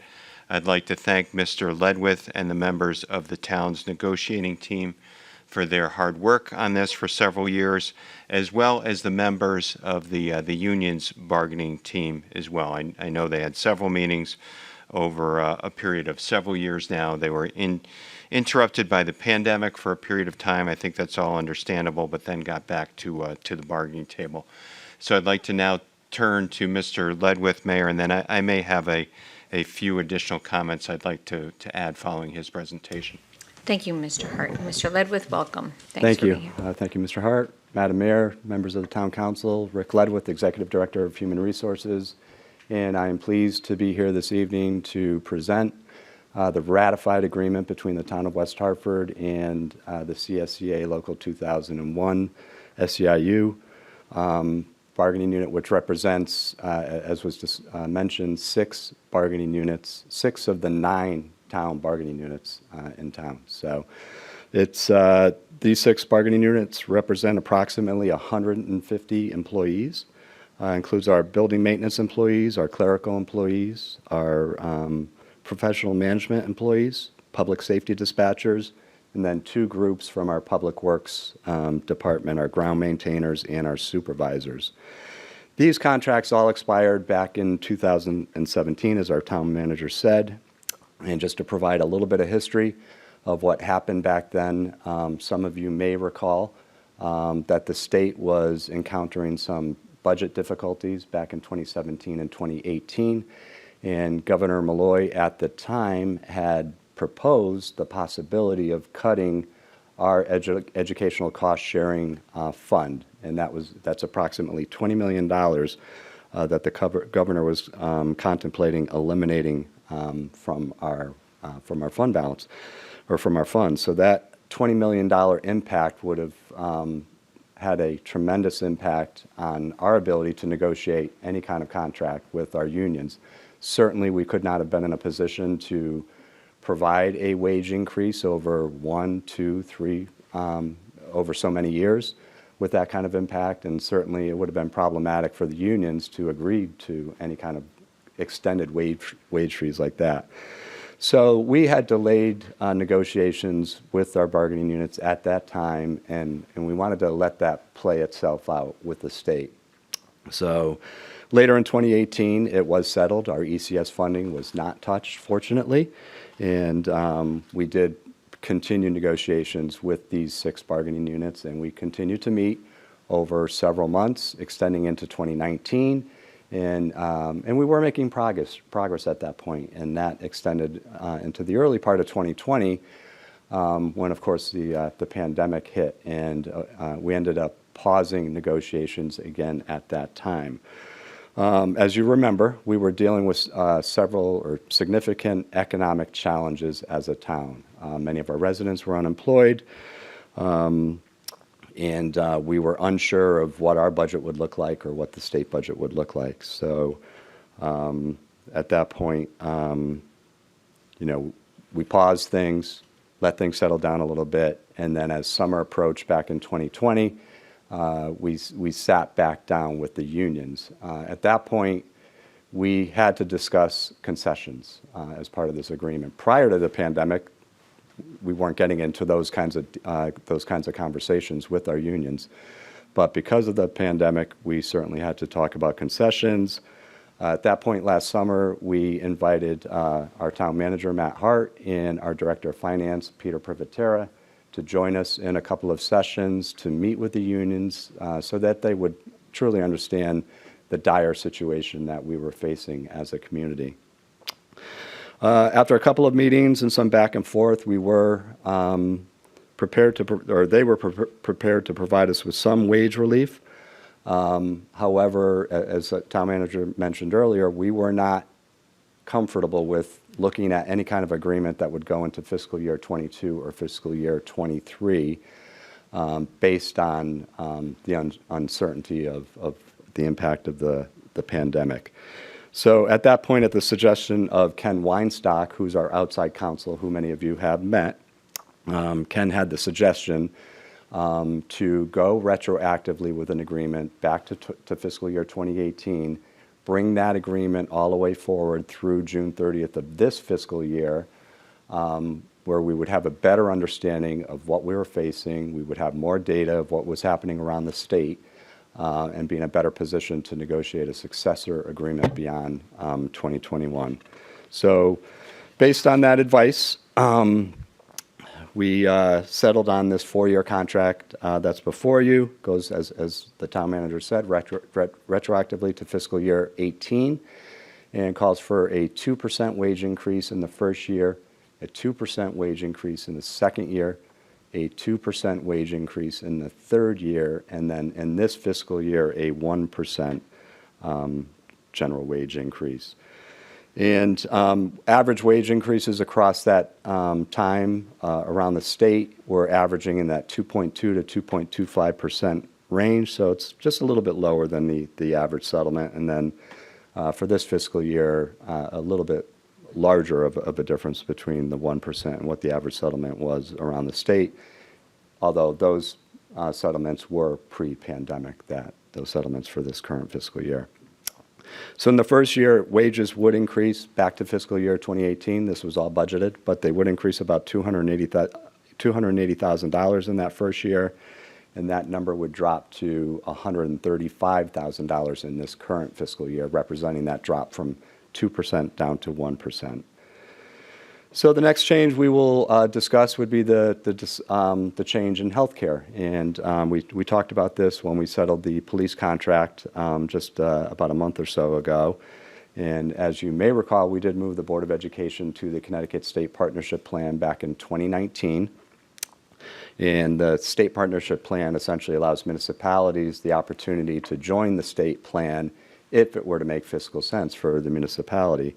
At the time, it did make fiscal sense for the Board of Education to make that move back in 2019, and we've enjoyed great stability in our healthcare costs for our Board of Education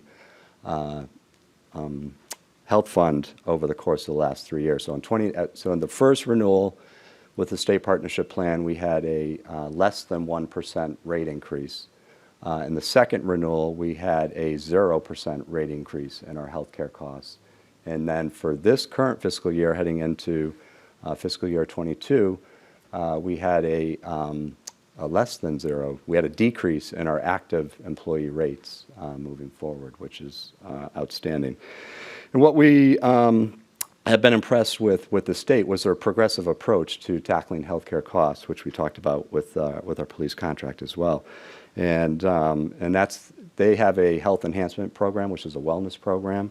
And as part of this plan, all of our employees and their dependents will be required to comply to an aggressive wellness program, which includes annual preventive visits, mandatory cholesterol screenings, breast cancer, cervical cancer screenings, colonoscopies at certain ages.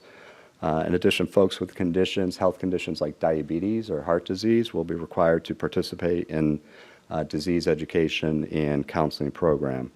Now, if an employee or their dependent does not adhere to the HEP plan on an annual basis, then they're going to be subject to higher monthly premiums of $100 a month, and then subject to additional deductibles of $350 per individual and $1,400 per family. So overall, we're confident that this plan will provide the town with the same kind of stability that it's provided for the Board of Education. We're expecting our future retiree healthcare costs to reduce by 50% with this plan.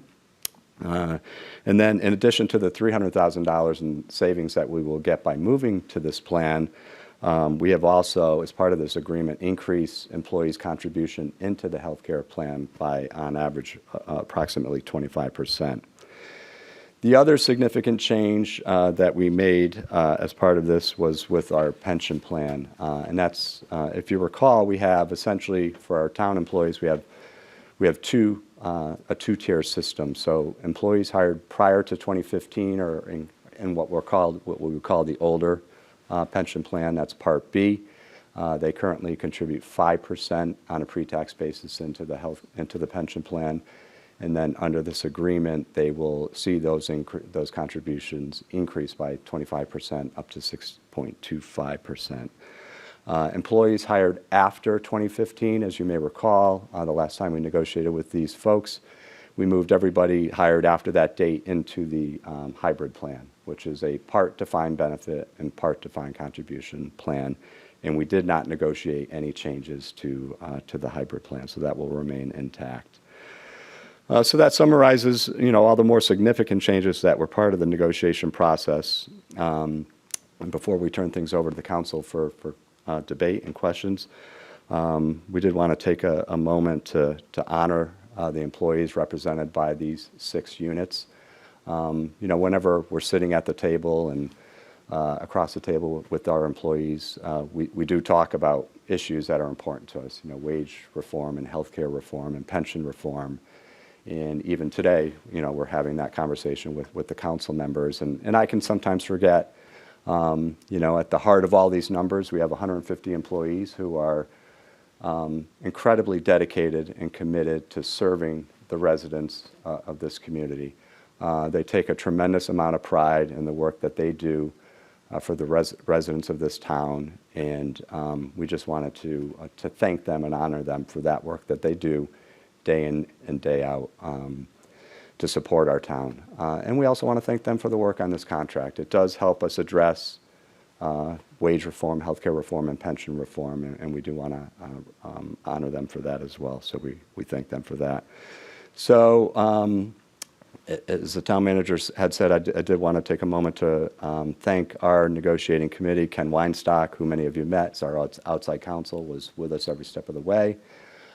Kathy Lombardi, who's our Assistant Director of Human Resources, Nelson Petrone, who's our HR specialist, and then with the assistance of our town manager, Matt Hart, and our Director of Finance, Peter Privatera, we were able to come to this agreement that's before you this evening. So at this point, I'd like to turn things over to the council for questions and debate. Thank you, Mr. Ledwith. I think Mr. Hart had a few comments he wanted to make before we go. Thank you, Mayor, and thank you, Mr. Ledwith, for your excellent presentation. Just to reemphasize a few points, we are recommending that the council ratify the agreement as well in the form of the resolutions that are before you. Typically, when we're looking at these, we do focus on the economic aspects of the package. We understand why, and that certainly is important. So looking at those elements, as Mr. Ledwith explained, the general wage increases that are before you tonight, they do compare quite favorably to the market data, being somewhat below what we saw for settled contracts statewide. On the health insurance side, the state partnership plan, we think, would be a win-win for both the town and our employees. Would be improved coverage in certain aspects, but it would save the town money. We would see increased employee contributions, and it does have the wellness program component as well, which has proven to be very successful.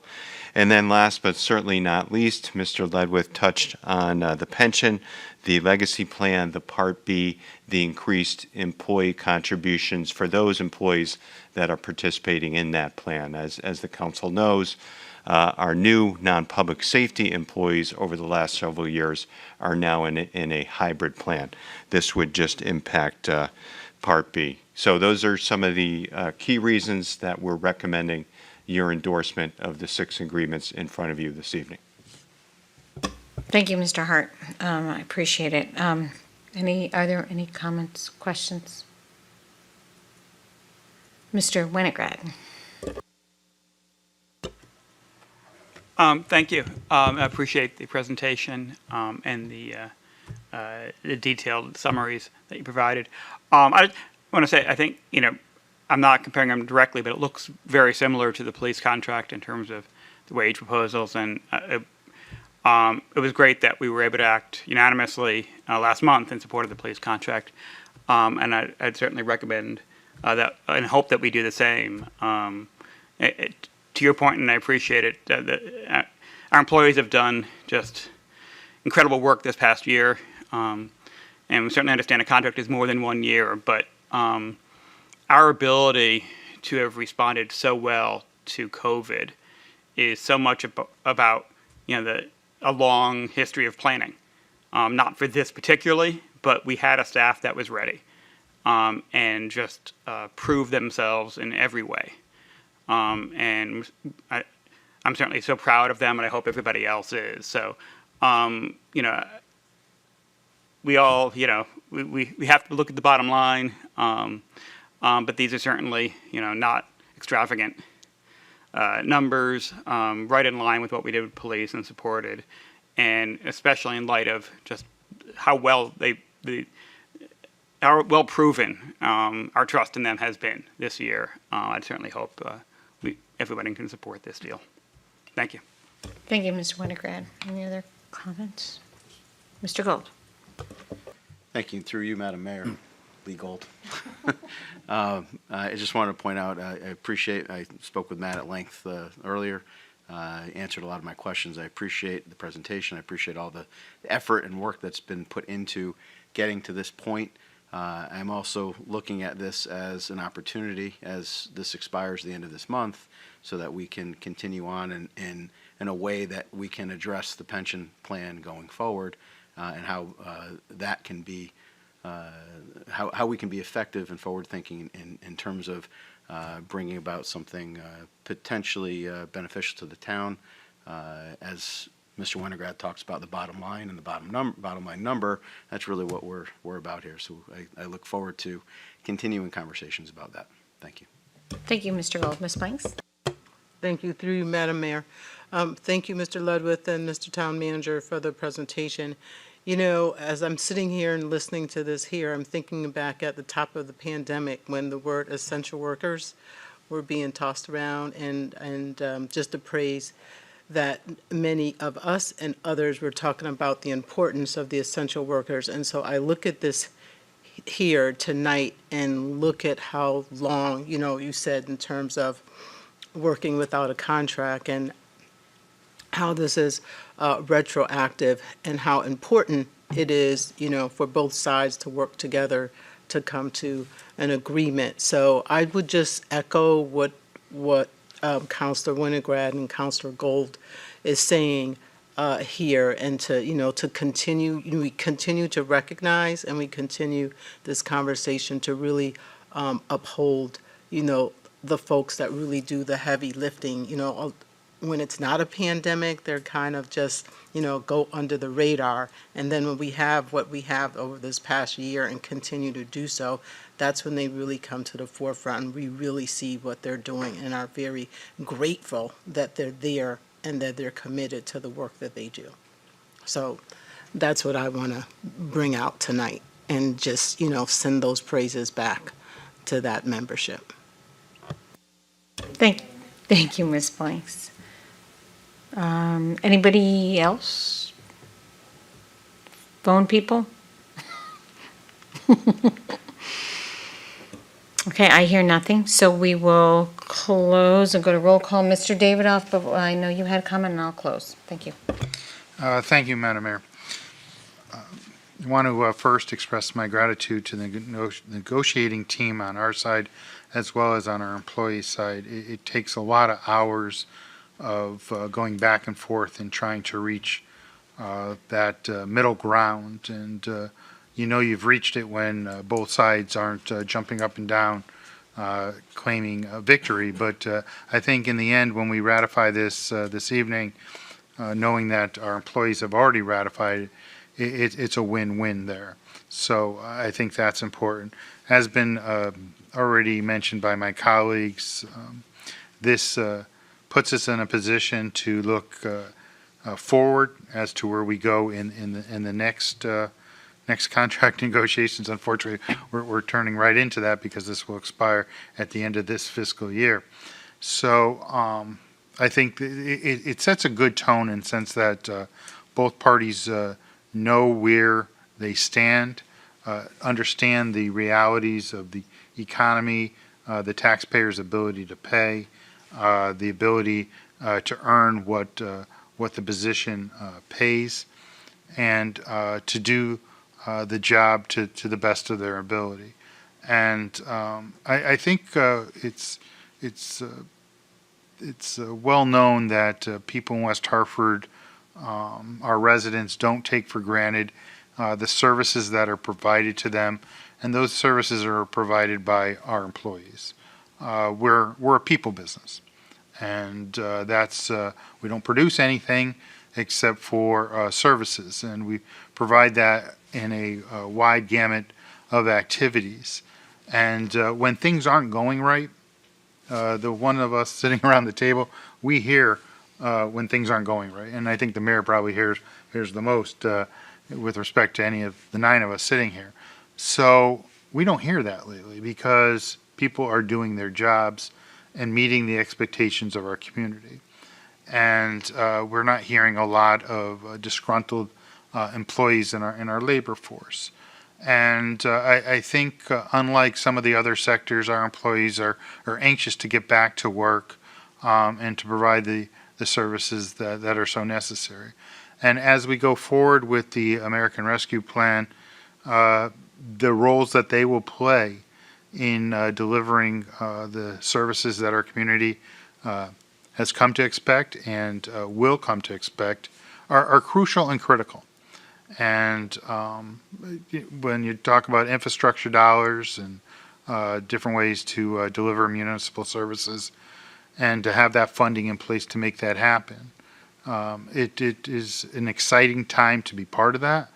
And hopefully our employees see that opportunity as one where they'll have the ability to shine and to bring forward creative new ideas to make it a shining star for our community, because we already know that our community is the gem of the region, and that's because the people that work here in conjunction with our residents take everything very seriously, and the high expectations and the delivery of services at that high level prove that we know how to do things properly in our community, and we'll continue on that path. So for all those reasons, I will be supporting each and every one of these contracts this evening.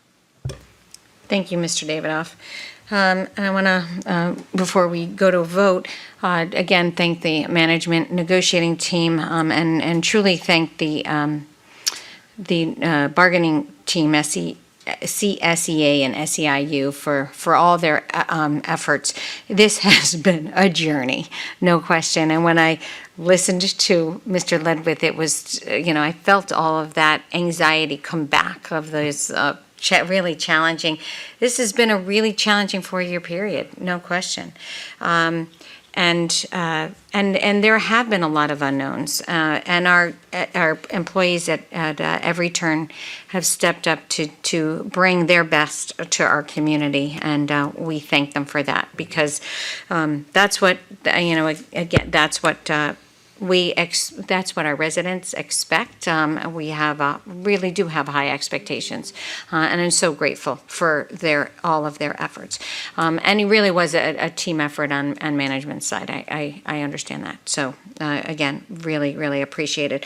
I just want to say two special. The Health State Partnership Plan really is an important. I know it's an important economic decision for us, but that's not why this makes so much sense. It's really the wellness import that I think really needs to be emphasized. This is a prevention plan, and so before somebody gets sick, it is to identify and prevent them from getting sick. And so I think this is really an investment in our employees, and I really hope that there are people that are kept healthy by this plan. So anyway, and the pension legacy Part B was also a big step, and I sincerely appreciate that. So I think this is something that does make progress from wage, healthcare, and the pension side, and I commend you all. Unfortunately, I'm sorry that you have to start again fairly soon, but we do appreciate, and I do want to again thank you while I have the floor, for the police contract that was so timely negotiated, and how much we appreciate that predictability. And I do hope that there are calmer seas ahead, and we can do a little more timely contract. But these were very unique times. All right, with that, we will go to roll call. Ms. LeBron. Okay, this is item 8B, the supervisory Thank you. unit. Yes. Ms. Blanks? Yes. Ms. Cantor? Yes. Mr. Davidoff? Yes. Ms. Fay? Yes. Mr. Gold? Yes. Ms. Kerrigan? Yep. Mr. Winograd? And Mr. Williams? Yes. It's unanimous. Thank you. Thank you. And yet now we go to C. This is a resolution approving a collective bargaining agreement with SEIU Local 2001 Public Safety Dispatcher Unit for the period July 2017 through June 30, 2021. Ms. Blanks? Yes. Ms. Cantor? Yes. Mr. Davidoff? Yes. Ms. Fay? Mr. Gold, Yes. Ms. Kerrigan,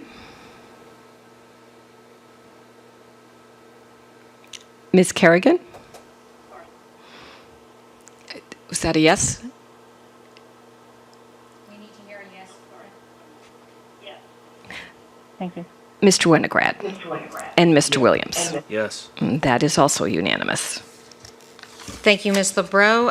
Resolution, the question is on the motion to adopt the resolution approving a collective bargaining agreement with CSEA SEIU Local 2001 Clerical Unit for the period July 1, 2017 through June 30, 2021. Ms. Blanks? Yes. Ms. Cantor? Yes. Mr. Davidoff? Yes. Ms. Fay? Mr. Gold? Yes. Ms. Kerrigan? Mr. Winograd? And Mr. Williams? Yes. That is 8-0. Thank you, Ms. LeBreau. The question is on the motion to adopt the resolution approving a collective bargaining agreement with CSEA SEIU Local 2001 Professional Management Unit for the period July 1st, 2017 through June 30, 2021. Ms. Blanks? Yes. Ms. Cantor? Yes. Mr. Davidoff? Yes. Ms. Fay? Mr. Gold? Yes. Ms. Kerrigan? Mr. Winograd? And Mr. Williams? Yes. That is 8-0. Thank you, Ms. LeBreau. Question is on the motion to adopt the resolution approving a collective bargaining agreement with the CSEA SEIU Local 2001 Grounds Maintenance Unit for the period July 1st, 2017 through June 30, 2021. Ms. Blanks? Yes. Ms. Cantor? Yes. Mr. Davidoff? Yes. Ms. Fay? Mr. Gold? Yes. Ms. Kerrigan? Mr. Winograd? And Mr. Williams? Yes. Thank you. 8-0. Thank you, Ms. LeBreau. And the last item on this, the question is on the motion to adopt the resolution approving a collective bargaining agreement with the CSEA SEIU Local 20001 Building Maintenance Unit for the period July 1st, 2017 through June 30, 2021. Ms. Blanks? Yes. Ms. Cantor? Yes. Mr. Davidoff? Yes. Ms. Fay? Mr. Gold? Yes. Ms. Kerrigan? Mr. Winograd? And Mr. Williams? Yes. That is 8-0. Thank you. Thank you, Ms. LeBreau. Thank you again, Mr. Ledwith. Thank you, Appreciate everyone. all your work on this. All right, we are now to announcements. And these are big ones. Congratulations to the, oh, sorry, is that okay? Okay. Congratulations to the class of 2021. What a memorable year this has been for them. This is a congratulations in advance to all the students who will graduate from high schools this month. West Hartford, Conard, and Hall High Schools will both hold in-person commencement ceremonies for the class of 2021, yay, on Tuesday, June 15th. Last year's car parade of graduates was such a big hit with the community that the high schools plan on doing it again. Both Conard and Hall will begin their car parades from their respective schools at 5 p.m. on Sunday, June 13th. Plan to cheer them on as they drive by. Food need for the pantry. West Hartford Food Pantry is especially low on several non-perishable food items. Please consider picking up a few items the next time you shop. They are spaghetti, pasta sauce, peanut butter, large jars, or 16 to 18 ounce, they say, canned fruit, applesauce, tuna, and rice. Donations may be left at the carts outside Town Hall during the following times: Tuesday, 3:30 to 5:30, Wednesday, 9 to 11 a.m., Friday, 10 to 12 p.m., 10 a.m. to 12 p.m. Capture West Hartford Photo Contest. West Hartford Library will host Capture West Hartford Photography Contest with cash prizes featuring the landmarks, landscapes, and people of West Hartford. Entries will be accepted for 1 month between August 14th and September 14th. Winners will be announced on November 1st and displayed in a virtual exhibit on the library website and on television screens at our 3 locations through January. Visit the library website to learn more, and you can find that. Pride Art Shows for Kids, June 22nd to July 2nd, will hold featuring the work of children artists age 1 through 17 of LGBTQ plus families. All art submitted will be displayed at the Noah Webster Library from, again, June 22nd to July 2nd. Accepted media, including painting, drawing, photography, graphics, fiber, print, and printmaking. There is no fee to submit, and artists may sell their works.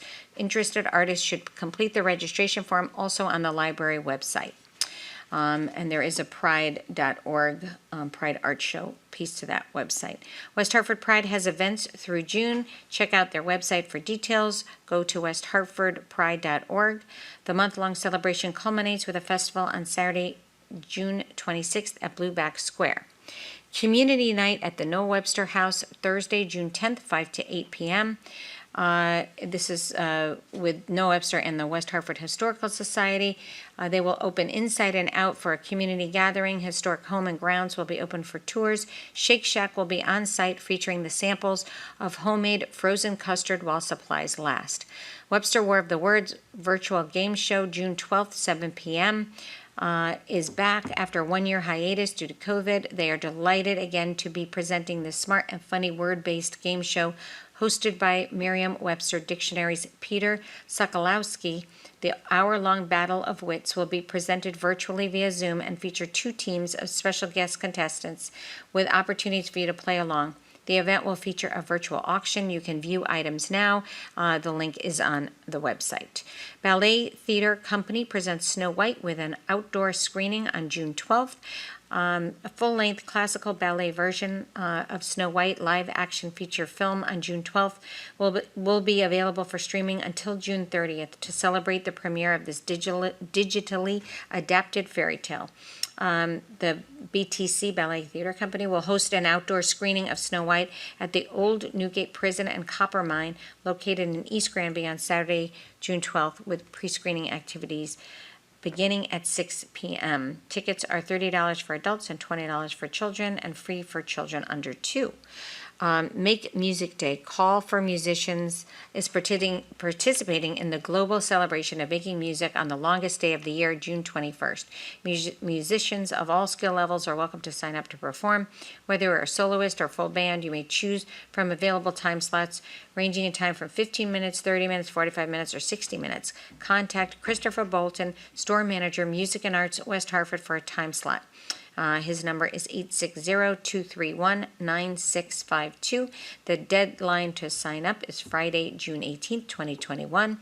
This is a collaboration by Music and Arts, West Hartford Commission on the Arts, Town of West Hartford, Telefunken USA, and University of Hartford Theater. Juneteenth Day, June 19th. West Hartford will hold its second annual Juneteenth community celebration on Saturday, June 19th and Sunday, June 20th. West Hartford celebration starts at 10 a.m. at the Old Center Cemeteries for installation ceremony of the Witness Stones project. At 12 p.m., the fun begins with music, games, performances, and more. The event includes a community picnic held outside at Town Hall. Order your Southern-style picnic box lunch from the Doro Group before June 16th at 2:30 p.m. The MLK Junior mural created by nationally renowned and local artist Corey Payne will officially be unveiled, followed by a concert at Blueback Square. On Sunday, First Church of Christ will have a service at 10 a.m. featuring the Fast Sermon. Following the service, please join us at 11:30 a.m. for the official dedication of the newly renamed Unity Green to celebrate the progress of West Hartford's commitment to social justice and community. Gazebo Concert Series begins June 22nd. The Senior Centers of West Hartford present a gazebo concert series featuring a variety of music, including jazz, swing, klezmer, and rock. Guests are encouraged to bring a lawn chair to the beautiful gazebo located near the lower parking lot at the Elmwood Community Center. Bring the whole family. All shows are held, rain or shine, on Tuesdays from 6 to 7:30 p.m. And there's one more thing, June 12th, Saturday, from 10 to 12 in Town Hall, there will be a collection of used books for the next chapter, which will be opening on South Main Street. 15 South Main, I think, or 11. What? 13. Thank you. 13 South Main Street. Thank you so much. But the book drive will be here 10 to 12 on June 12th. Any other announcements from anybody? All right. With that, Mr. Davidoff. Thank you, Madam Mayor. Without objection, I move that we adjourn. Is there any objection? There being no objection, the meeting is adjourned. Have a wonderful rest of your night.